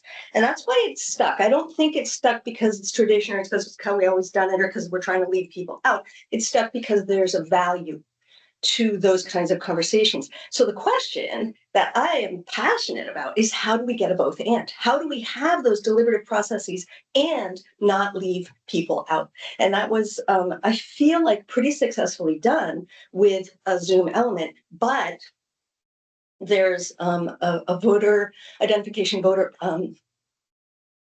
how do we make sure that the legislators of the town are really the legislators that they say they are when they have an electronic connection to the event? And there's some sub ways that you can do that kind of thing. Like you could have, Massachusetts does this. You can have, if it's not a transportation issue, but maybe it's a health issue. Maybe a person can't be in a big group because of immune issues. They could come to the site and have a room where they could Zoom into the meeting. Those are the kinds of things those are the kinds of accommodations that can be made. But systemically, and that's what Kate is talking about. How do we really make it fully welcoming to all? It's tricky because of those voter ID issues. And the only thing, I thought it worked. And the previous Secretary of State at the time, Doug Markowitz, thought it worked. And it's kind of like the wiggly thing that we're talking about with the law. It's like, does it work though? Especially with increased voter security scrutiny that has happened in the last 5 to 10 years. There's just been a lot of concerns about voter fraud and things like that. Not in town meetings, but at the national level, and that concern has trickled down. So what are some of the tools? And I've done a lot of conversations with a lot of states. I'd be glad to bring back some of the answers that folks have come up with, but it needs work. Laura, did you have something you wanted to say? Sorry, I said that as you were taking down your hand. So if you don't have, no pressure to say something. I thought you had something to say. And then as I was articulating my sentence, you took your hand down. So I can't see if you have something to say. If you do, you're on mute. But if you don't, that's okay. Unfortunately, okay, you don't. I'm going to go with you don't. I took my hand down. Yeah, no, thank you. Okay.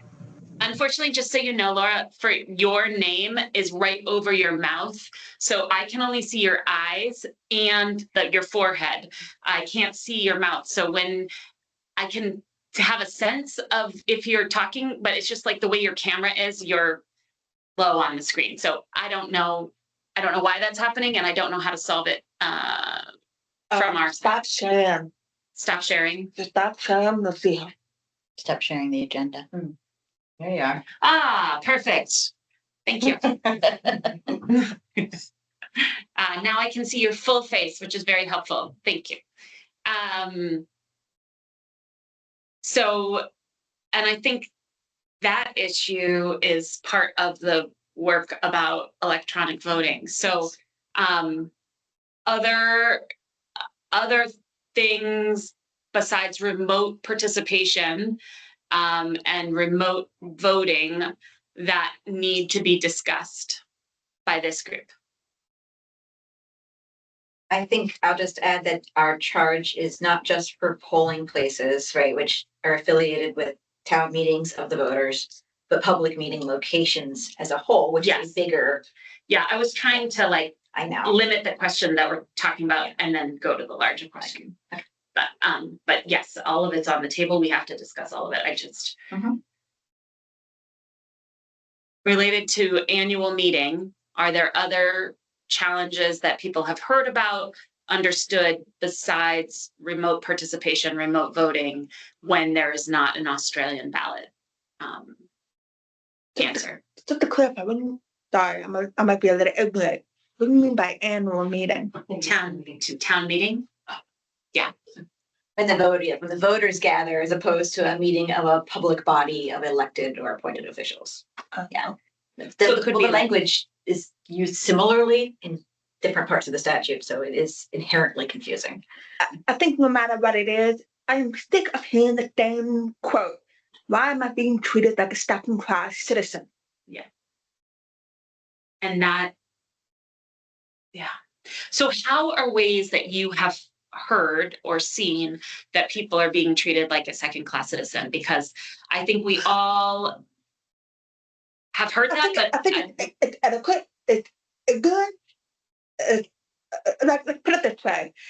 You go through the town clerk's office. Like I used to work with deaf blind people. I go into an office and I said, this person wants to register to vote. They give me a headset and I said, this person is deaf and blind.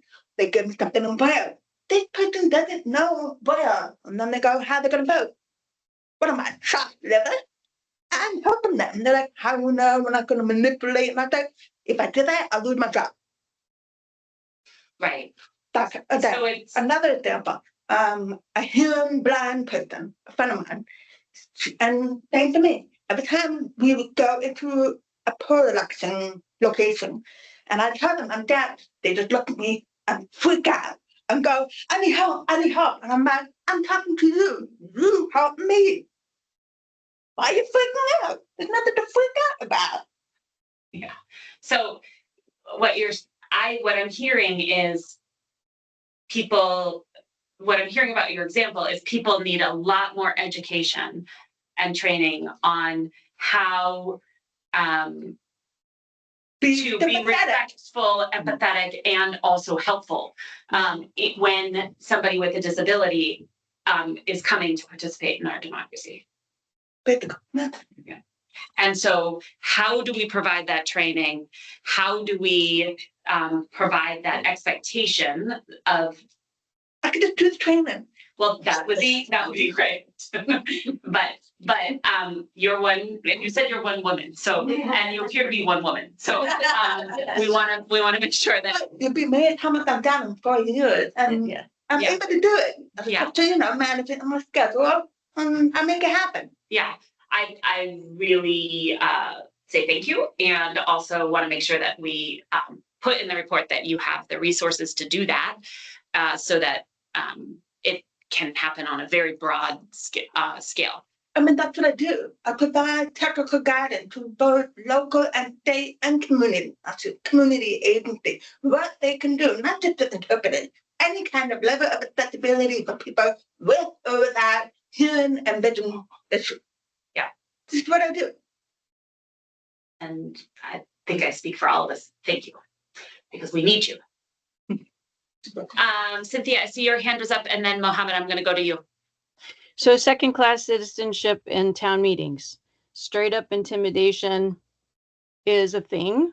I don't know that there's anything you can legislate about it, but it can certainly be discouraged. And in this atmosphere, it seems to be growing worse. In our town, we have a select board meeting in advance of the town meeting where you actually can say something and have a response. But basically what that does is give the select board a heads up on the things that might be said during town meeting. and gives them time to find some sort of a rational, hopefully, response to it when it comes up again in the big group. And sometimes they just say, sorry, nope. And that is a dismissal of whatever was brought up. So I don't know if there's anything to do about that, but that is one way that people are disenfranchised in a way.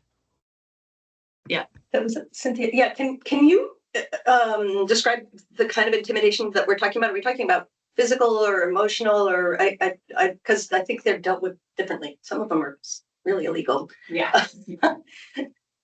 Sometimes both. I mean, sometimes there are threats. There were people who walked out of our meeting this time because the police were being discussed and people were afraid to say anything because who wants to say anything against police or fire?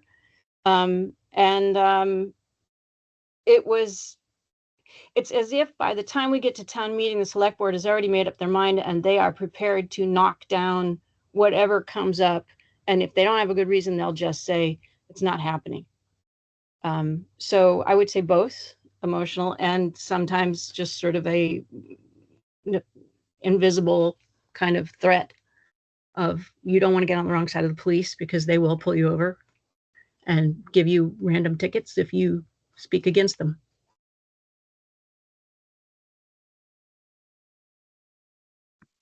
Mohammed. And then Thank you. Yeah, I just wanted to talk a little bit about people feeling underestimated. However you classify them, I may say I'm not maybe even classified as a second citizen most of the time, maybe 10th, if that exists, in so many occasions. My point in this is we are having a great topic that is very meaningful to our community members across Vermont. I would suggest our poll workers, volunteers, to be really trained around cultural competency. And when I say cultural competency, I will bring in understanding how to deal with people with disabilities as well, which is a part of culture. Someone mentioned earlier, whatsoever we're doing right now, we should think of it in terms of UDL, like universal design, which originated from access in construction. Yes. In construction. And nowadays it's being used in education. But originally, it's really to allow people access facilities, buildings. When we talk about town hall meetings, most town halls, to get to the offices, you have to climb the stairs. Do they have a wheelchair access? Is it wide enough for a wheelchair to get in? If someone can walk in a voting poll with wide eyes open, that does not tell me if they are blind or not. Someone can have their wide-eyed open, but blind. Who can identify that? Who can check on that? Who can understand that? And how can you assist such person?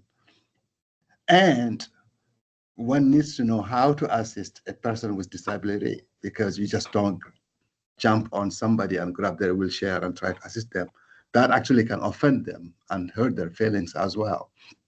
So yes, such training is very much needed, regardless of what our class is, first or second. I just want to put that out there. So that's universal design in terms of accessibility.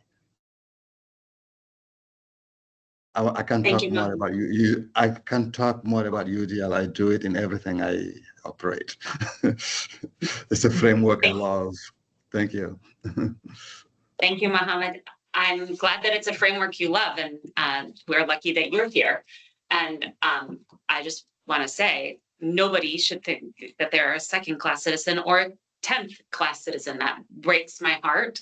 And I think that is not what we want to create a Vermont where that doesn't happen.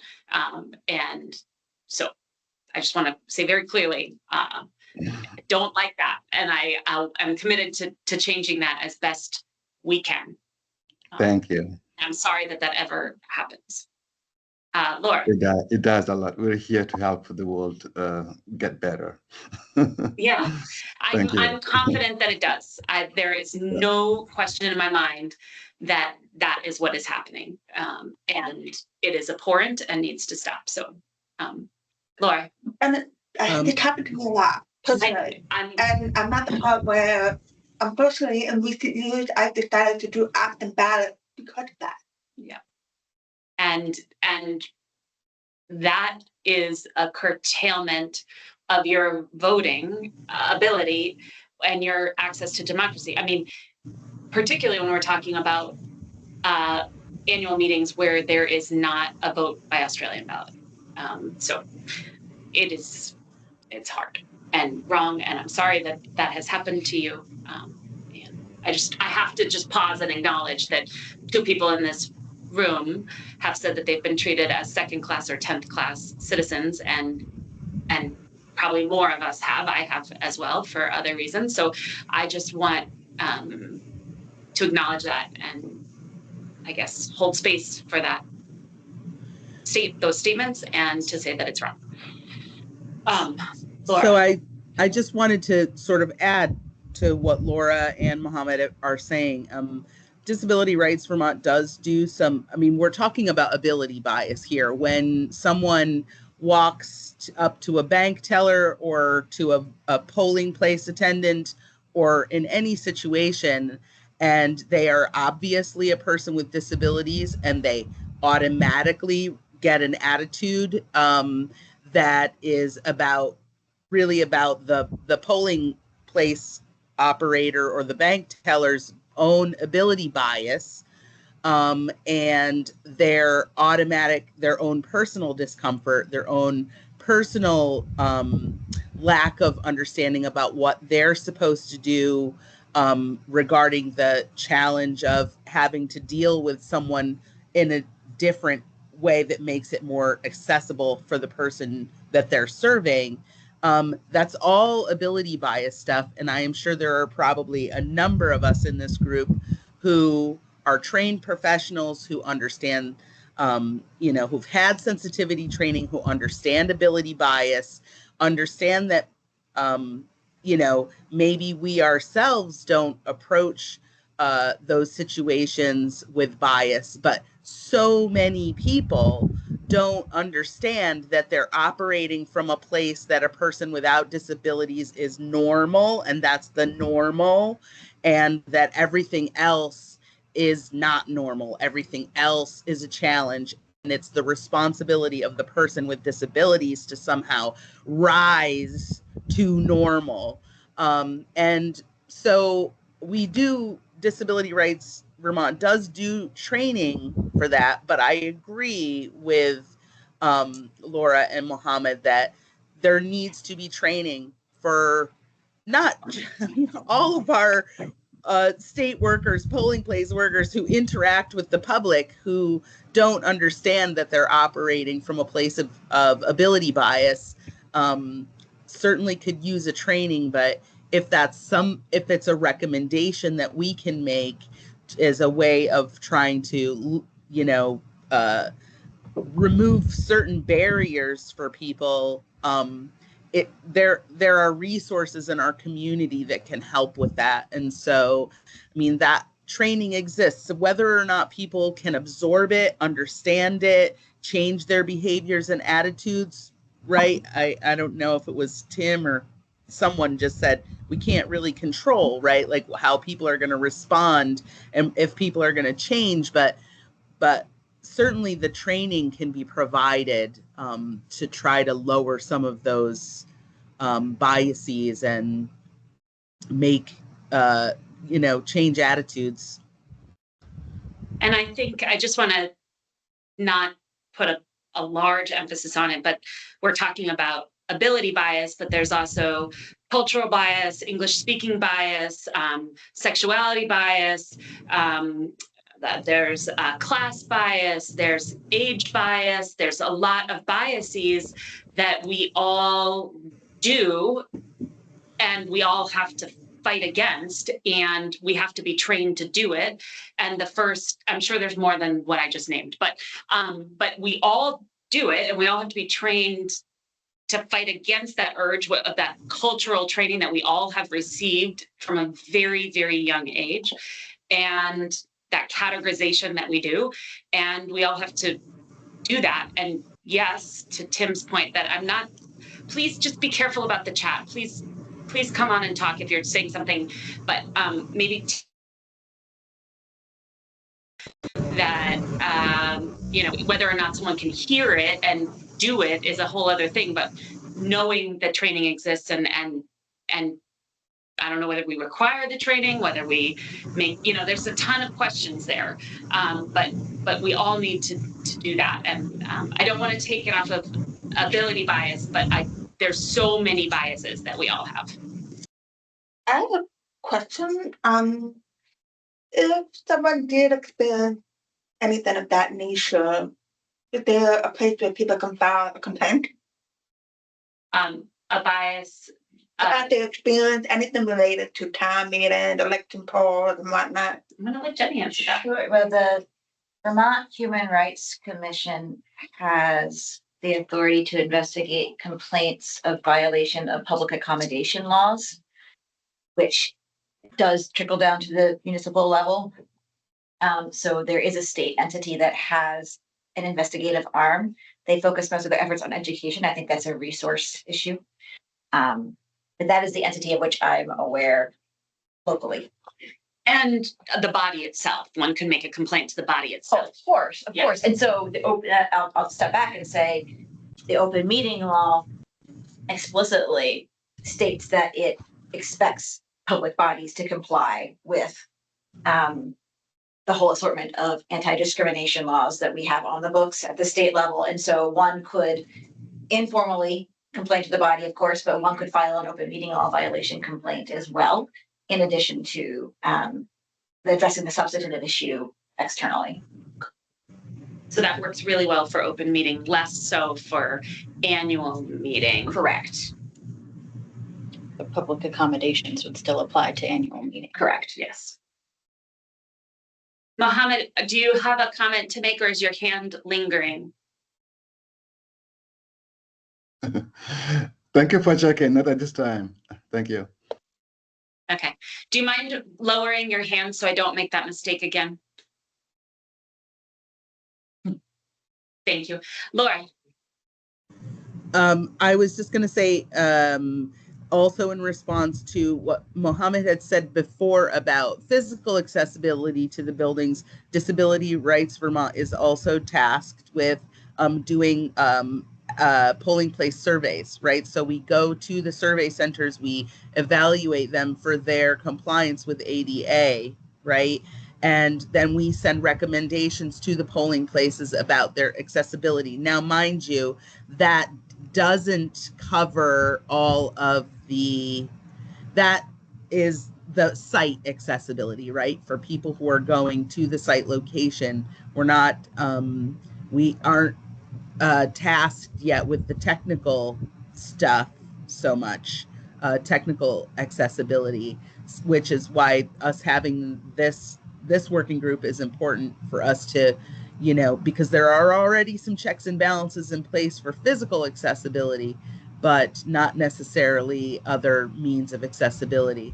The other thing I wanted to say was in regards to the question about HRC, Human Rights Commission.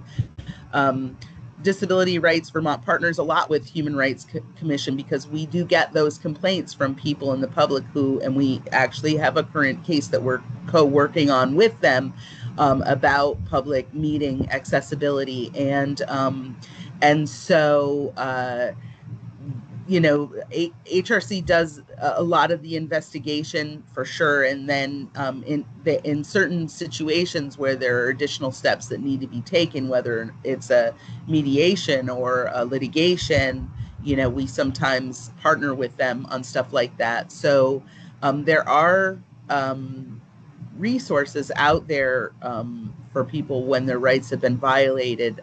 I think a lot of folks have just become accustomed to having their rights violated to the point that they don't know that there are resources out there to help them to fight that and to change this. So, I appreciate everybody's participation, because it's the more we know, right? The more people know.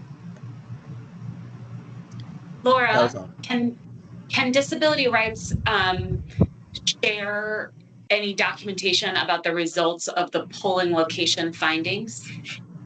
I feel like somebody asked Lindsay to send that, and she said she was going to send some of our surveys information. I know that there was an email thread about that. I can remind her to see if we can't.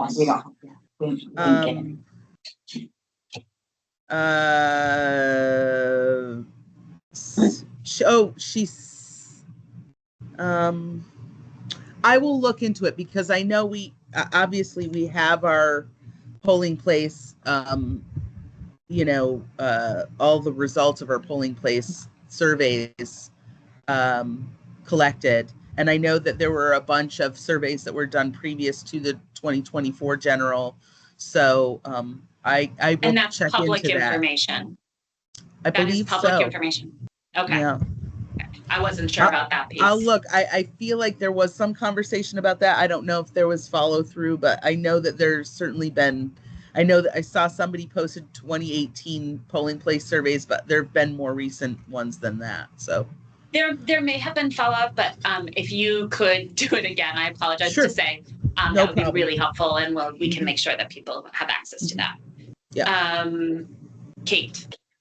Yeah, thank you. And just to name, I do put things in the chat because it helps me remember what I want to say, because there's so much that we all want to share, and it takes a minute for us to all get around to it. So Lauren, your first question about what else about annual meetings should we address, and I posted that in chat for reference for people who prefer to read it.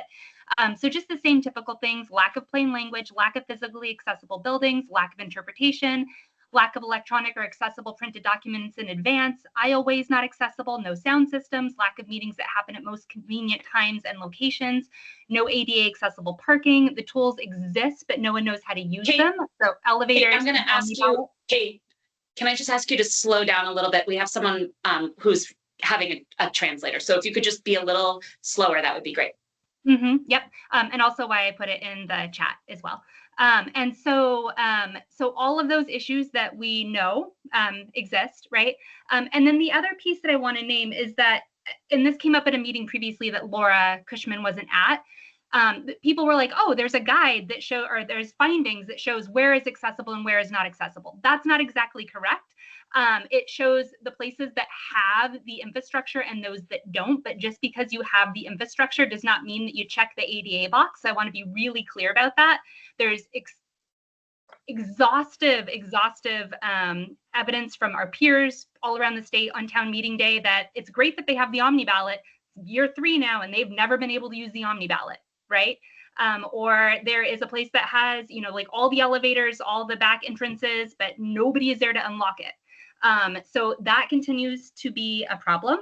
And then the last thing that I want to say, because I feel like people continually are abhorred that there are these laws, both state and federal, that are not followed, that there are civil rights that people are not being granted or being denied. And so the Secretary of State's office file a complaint with the Human Rights Commission, right? Entities can file complaints with the Human Rights Commission. So for example, the Secretary of State's office could say, we know that in these 100 some odd towns that don't have floor votes, or that have floor votes that don't have the option of Australian ballot, that systemically de facto it is voter discrimination, and it is against both state and local laws and our state constitution, Article 7, I believe. So that isn't that when we talk about the Human Rights Commission, it is onerous and awful for a person with a disability to have to file that and go through the investigation process on a person by town by town by town basis. This is systemic, and it exists. HRC exists.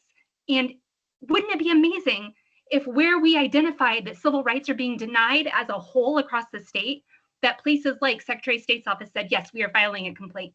So just an option. We talk about the HRC, but would love to see it taken away from the individual, that burden put on the system.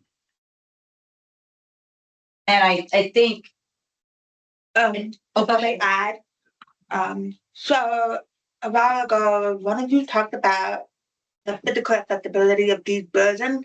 I want to put it on your radar. Have any of you ever heard of the name David Saggy? He passed away a few years ago, but David Saggy was basically the ADA coordinator for hireability, which was known as the division of folk rehab. And when I looked at the list that he had, it's still available on the website. It's all just about mobility focus.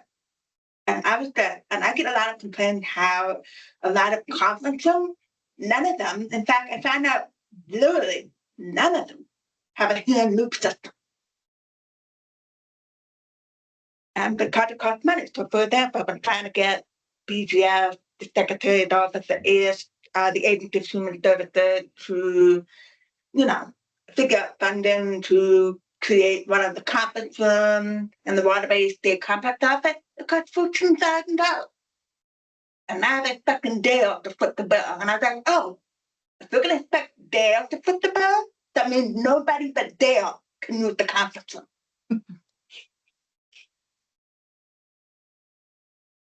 just to reflect back on what Kate was saying, I think we can probably all easily agree that enforcement is our last resort, right? We do not want to be starting with enforcement as the strongest piece that's protecting everyone. We want to be going with the education. We want to be starting with education. We want to be starting with the education and training piece, right? Because you're right, HRC doesn't have the resources to deal individually, nor does with every situation that is out there, nor does each individual, should they have that put on them as the onus, as their responsibility to make the system step up. So I don't know that everyone saw that Lauren stepped out of the room. So here we are. I wasn't sure. We are at 15 more minutes. We had about 5 more minutes allotted for general conversation on this topic. And then we were going to move to wrapping up and planning for what's ahead. Does anyone else have anything they want to contribute on this piece? I know we talked primarily about the polling place, but we have moved a bit into the public meeting locations as a whole, which does have a somewhat different focus insofar as folks are using public meeting locations for lots of different things besides voting. So it can be a more expansive look, I think, than what our guide for polling accessibility is focusing on. Yes. I think that the remote voting issue needs to be folded into the technical area. It's the same thing, right? The identification. It definitely should be addressed by that group. And I think that there are other additional elements that there's technical and then there's. Yes. And I would say in our charge, the legislature broke that out into 2 separate pieces. Mm-hmm. One was to identify the technical assistance equipment training needed for municipalities to run their public meetings, right? That's one piece. And then the other piece, so here they did break it up, public meetings of bodies versus the second charge, which is using electronic platforms to support attendance and voting remotely at annual meetings of the voters. Right. So we have, and I do think the solutions and the questions are different, and the solutions will also probably be different. And because of the voting element, mm-hmm. the security issue with the voting element. Right. And actually the informational meeting before an Australian ballot vote, I think goes into the public meeting category. So you parse it even further. And you know what, even reasonable attorneys don't even agree about that piece of things. I know, but generally speaking, it's who's holding the meeting. Is it a meeting of the board, and therefore it's a meeting of a public body with public input, or is it a meeting of the voters? Mm-hmm. And that's where that line comes down to. But yes, I think it's generally folks try to hold that informational meeting as an open meeting law meeting, right? Because the select board is generally conducting it in most towns. So with that, we have a hand up. Mohammed? Yes, that's me. one piece just I wanna maybe mention or reiterate if someone had mentioned it earlier. Say about language as well on the paper. I was wondering, well, I'm just reflecting on the positive because I've seen a lot of positive around voting that has happened already. Last year, for example, myself even had to spread the word through multiple channels when some videos were produced by Vermont Language Justice around how to vote. As an example, which is a great tool. A great tool for those who do not speak English, right?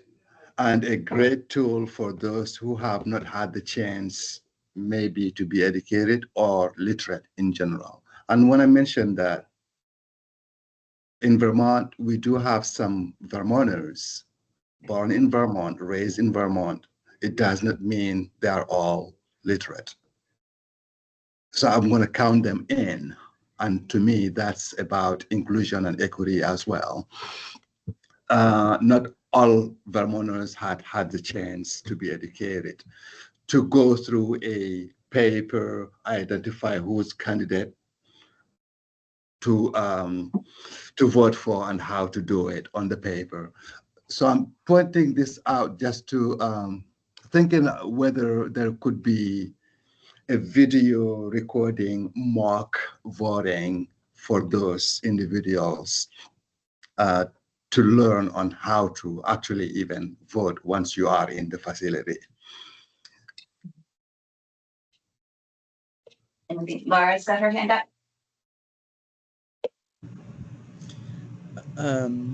Sorry. So I was going to say that, well, just sort of in response to Mohammed, again, I think Disability Rights Vermont would be willing to produce guides in other languages, except that it's so very costly to hire somebody to translate the materials that we have and then produce those booklets in many languages. And the same with the video. Like, I think we would be willing to do a voter's guide on video. We do have videos regarding other services and things that are available to people in the community. I don't think that I think that that's entirely possible to do. The other thing I was going to suggest is that we take some of the last 10 minutes of this meeting to address some of the things that Kate brought up early in the meeting about how next time we come together, we might make sure that we've addressed anybody who wants to attend accessibility issues, and also make sure that people know how to access the agenda and the website, so that they have time to preview before they come to the meeting. So I don't want to ignore that very important piece that we really still haven't addressed accessibility for these meetings. So that was all. Why don't we, Laura, and then we can hit on what you're discussing, other Laura. I wanted to tag to what you both said. I've brought it up every year, same topic, and same thing. Money, where's the money? So you're not alone. I've brought it up multiple times. So why don't we tackle that last? I think let's do that topic, Laura. For our next meeting, we did want to make sure that we have everybody's contact information baseline here. Right? Yes. Yes. So what's the best way of providing that? Do we want? I think the new email addresses, Laura was one. Mohammed and Tim, I just wanted to verify that the email addresses that were used to do introductions for both of you were the email addresses that you wanted added to the invite going forward. Yes, from Tim. Yes, I'm I fine had with put that one in. for now. Yeah. Okay. I put it in the chat, so you should be able to find it. Yep, and I saw the email from Brian too, so that's Thank you. I think, and Laura Cushman, you weren't on the invite yet. Is that correct? I made a note to double check and make sure you were added to the invite list. Oh, muted. Sorry. Laura, you're muted. We can't hear you. I don't know. I think maybe Lindsay might be on the invite list and not me because it was Lindsay before me. So I'm not sure, but my email address is my first name, Laura, at disabilityrightsvt.org. And Okay, I would like to double have check. I'd like to have my work email removed. I sent an email from there because I can't send Gmail from work, but it should be my ahooper.vt@gmail account and not my ahooper@unionmutual.com that's used for this. Okay, I will double check on that. I think everyone else, Everybody else in the room and everyone else and everybody else online. Okay. And are we missing I don't- anyone? Is there You have actually a mine? July 24th meeting? Because I know that Susan mentioned that, and I don't have a meeting invite about July 24th. We do have July 24th as the next meeting. July 24th from 10 to 12:30. And if you do not have a meeting invite, we should note that down and make sure you get one. But that's, Can you send it to me too? yes. I don't know if So I can let's just make sure. So that's something we want to make sure we do, I guess, is get the meeting invite out. If we maybe resend it, or these came out from Lauren's address and we've been struggling to figure out in-house how to make sure everybody's getting everything they need. So I will update all of the email addresses that I said that I would update, add everyone who wasn't already added, and resend that July 24th meeting invite so that everybody here is getting it, which means you will also get the agenda when it is produced. And then that is where we can send out any documents that need to go. Yeah. Forward. Okay. Or any links that need to be shared. So I'll do that today. So hopefully that will level set who's getting what. And I think, at least for me, it needs to be for all. This is the last meeting I have on my calendar. I'm just realizing. So if there are more, I think for all of us, just moving forward, that all of them get resent, I guess. Maybe in the next 4. Maybe what we could also do, I'm thinking here, is talk in-house if we're going to add some. This would be an opportunity to do that. And we can add that to the conversation. And yeah, so I think that's good. All right. I'm gonna jump in because nobody sees my hand. That meeting is in person on the 24th. I have on my calendar. So I think we have not made any kind of decision on that. I think I'm just going to say, let's keep it hybrid so that everybody can choose which way works best for them. We welcome anyone who wants to come here and can come here. But I think we'll keep it hybrid. Yeah, I think that idea came from when it was like, oh, okay, we've got 10 people who are going to be doing this and then publicize it. And this is a group that needs to work together. So, I mean, this was almost a year ago that it was like, who, but the cost of participants changes weekly, apparently. And so I think trying to build those relationships is probably not realistic, and also people of all over the place geographically. So. Yeah. So just for future reference, I mean, we'll get this out to everybody, but the meetings that we have scheduled, we have a July 24th scheduled, and then we have 2 in August scheduled, the 14th and the 28th, and we have 1 in September scheduled, which is September 12th. We will send out all of that, and it is also posted on our website. If you go on to where Lauren had directed it, it's on Secretary of State's website, the Municipal tab, Open Meeting Law, and then the top tab of the work group. So we have that all there, but we will make sure everybody gets all of these dates. Is there, what other pieces did we want to address in terms of what would be asks, most helpful, visible things we're missing that we could improve this process for next time? Okay. Yeah, so just a small thing, but an important thing.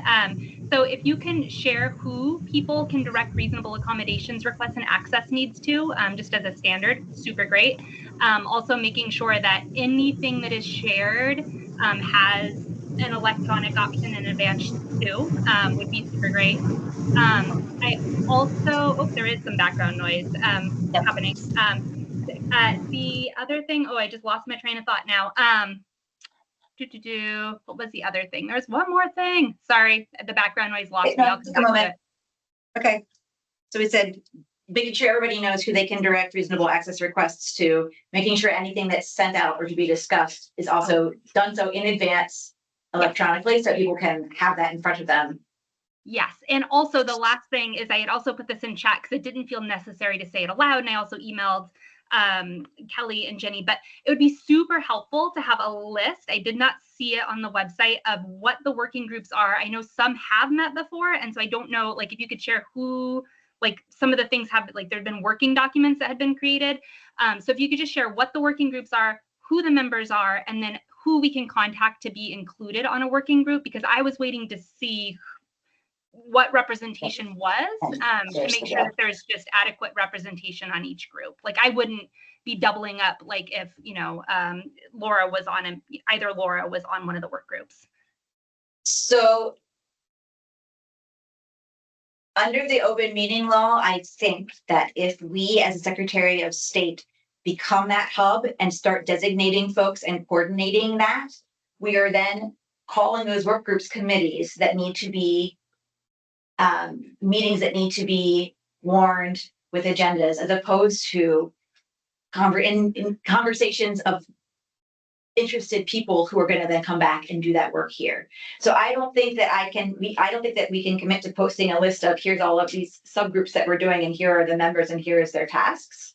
That feels like we're crossing a line to me.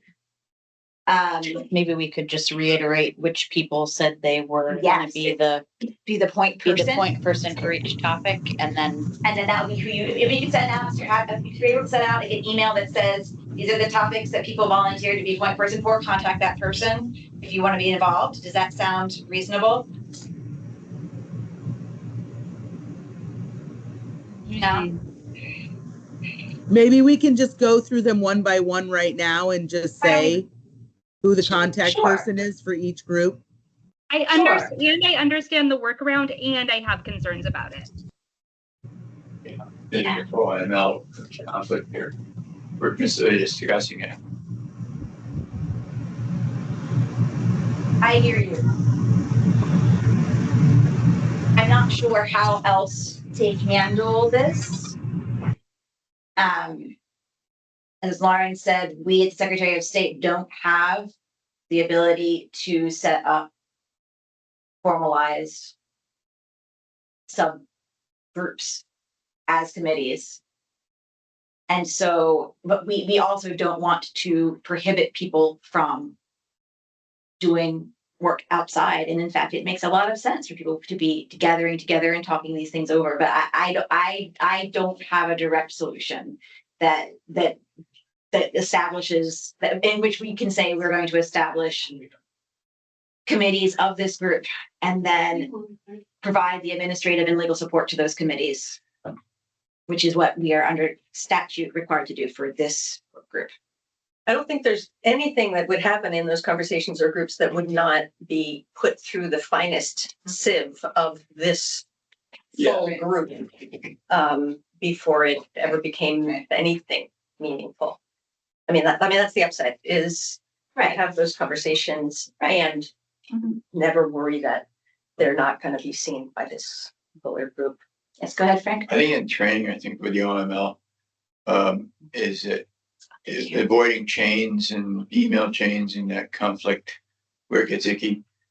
Is that if somebody brings something forward to be discussed at a future meeting, then that is not a present discussion, it's a future discussion, which would be happening potentially here.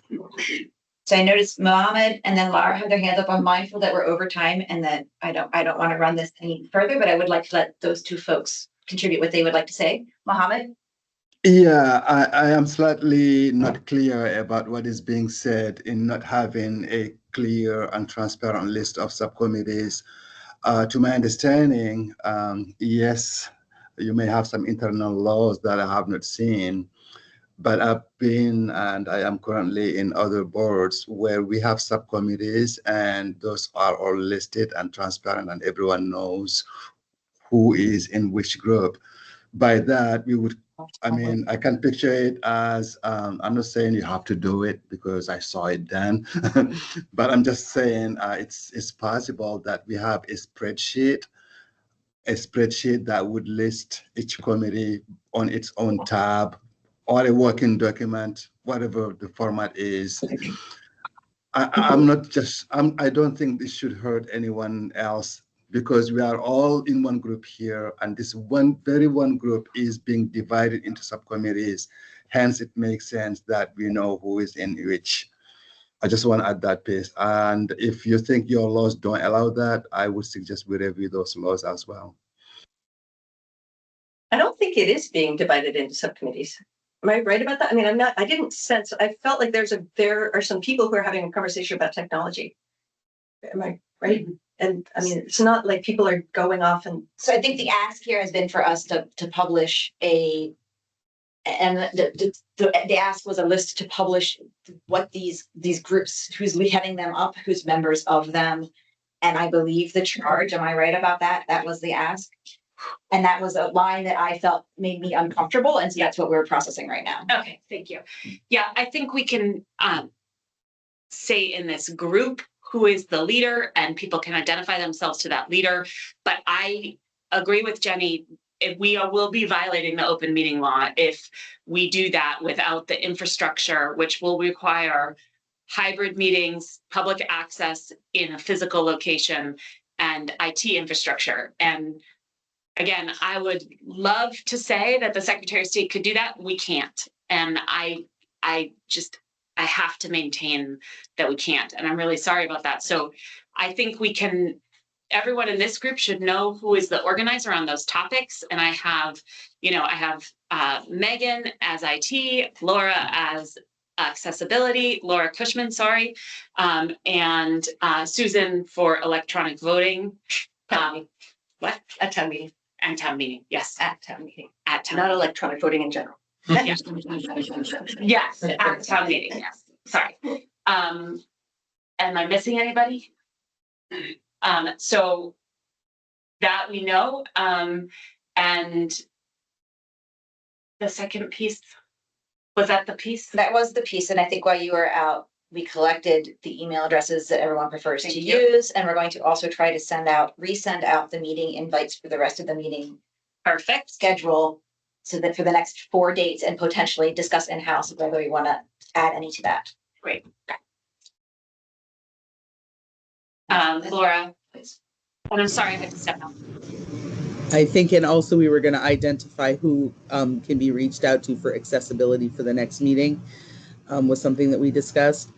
And then I was just going to say, if anybody has any suggestions, if they want to review the guide that already exists, and let me know, email me. I will make sure that I bring whatever email information I receive from people or suggestions I receive to the meeting, so that everybody knows what suggestions came my way about the accessibility guide. Or can you email me so I can email you that? I'm sorry? Laura, can you email me so I can email you back? I don't have your email address, Laura. It's on the website that Jenny posted. Okay. To go to my webpage. Okay. Oh, right. And okay. We'll make sure that everyone has each other's emails. Okay. Yeah. Thank you. So the piece that I'm hearing that has not been resolved is, what does accessibility mean for this particular meeting? How can we improve accessibility for our work? And that was a piece that we had put in a parking lot to talk about at the end of the meeting. What I've heard is what have I heard? I've heard that there was an accessibility issue with our documents, that people would like the documents earlier that everyone would like to know about the documents, which I just want to say is definitely best practice, and we can accommodate that. The access to the documents. I also want to be clear, we weren't hiding the agenda. It happened yesterday. So we are trying to do our best to do this on top of, just like all of you, on top of a lot of other work. So ask for some grace there. But were there other pieces that I was missing? The location that we are, which is on our website, but we could put it on the agenda. That's an easy ask. For everyone's awareness, there's a lot of public parking here in Montpelier with parking meters, but we also have visitor parking. We're very fortunate to have visitor parking that is unmetered in front of our office. I did not know about that. There are some nice parking spots right here. Just want to say, very nice. And we have, but were there other specific asks that we should be accommodating that I haven't named? Well, I think having a contact person so people don't have to name their reasonable accommodations allowed, so that they can contact would be super great and best practice as well. Mm-hmm. We can do that. Anything else that we've missed or can improve upon? All right. After hearing none, we will be in a better state next meeting. Thank you all so much for staying on a little later and for this really good conversation. I really appreciate it. I know these topics are personal to many of us, and also not always the easiest to talk about. And for some of us, we have to talk about it all the time. So I really appreciate this dialogue and everyone being here very much.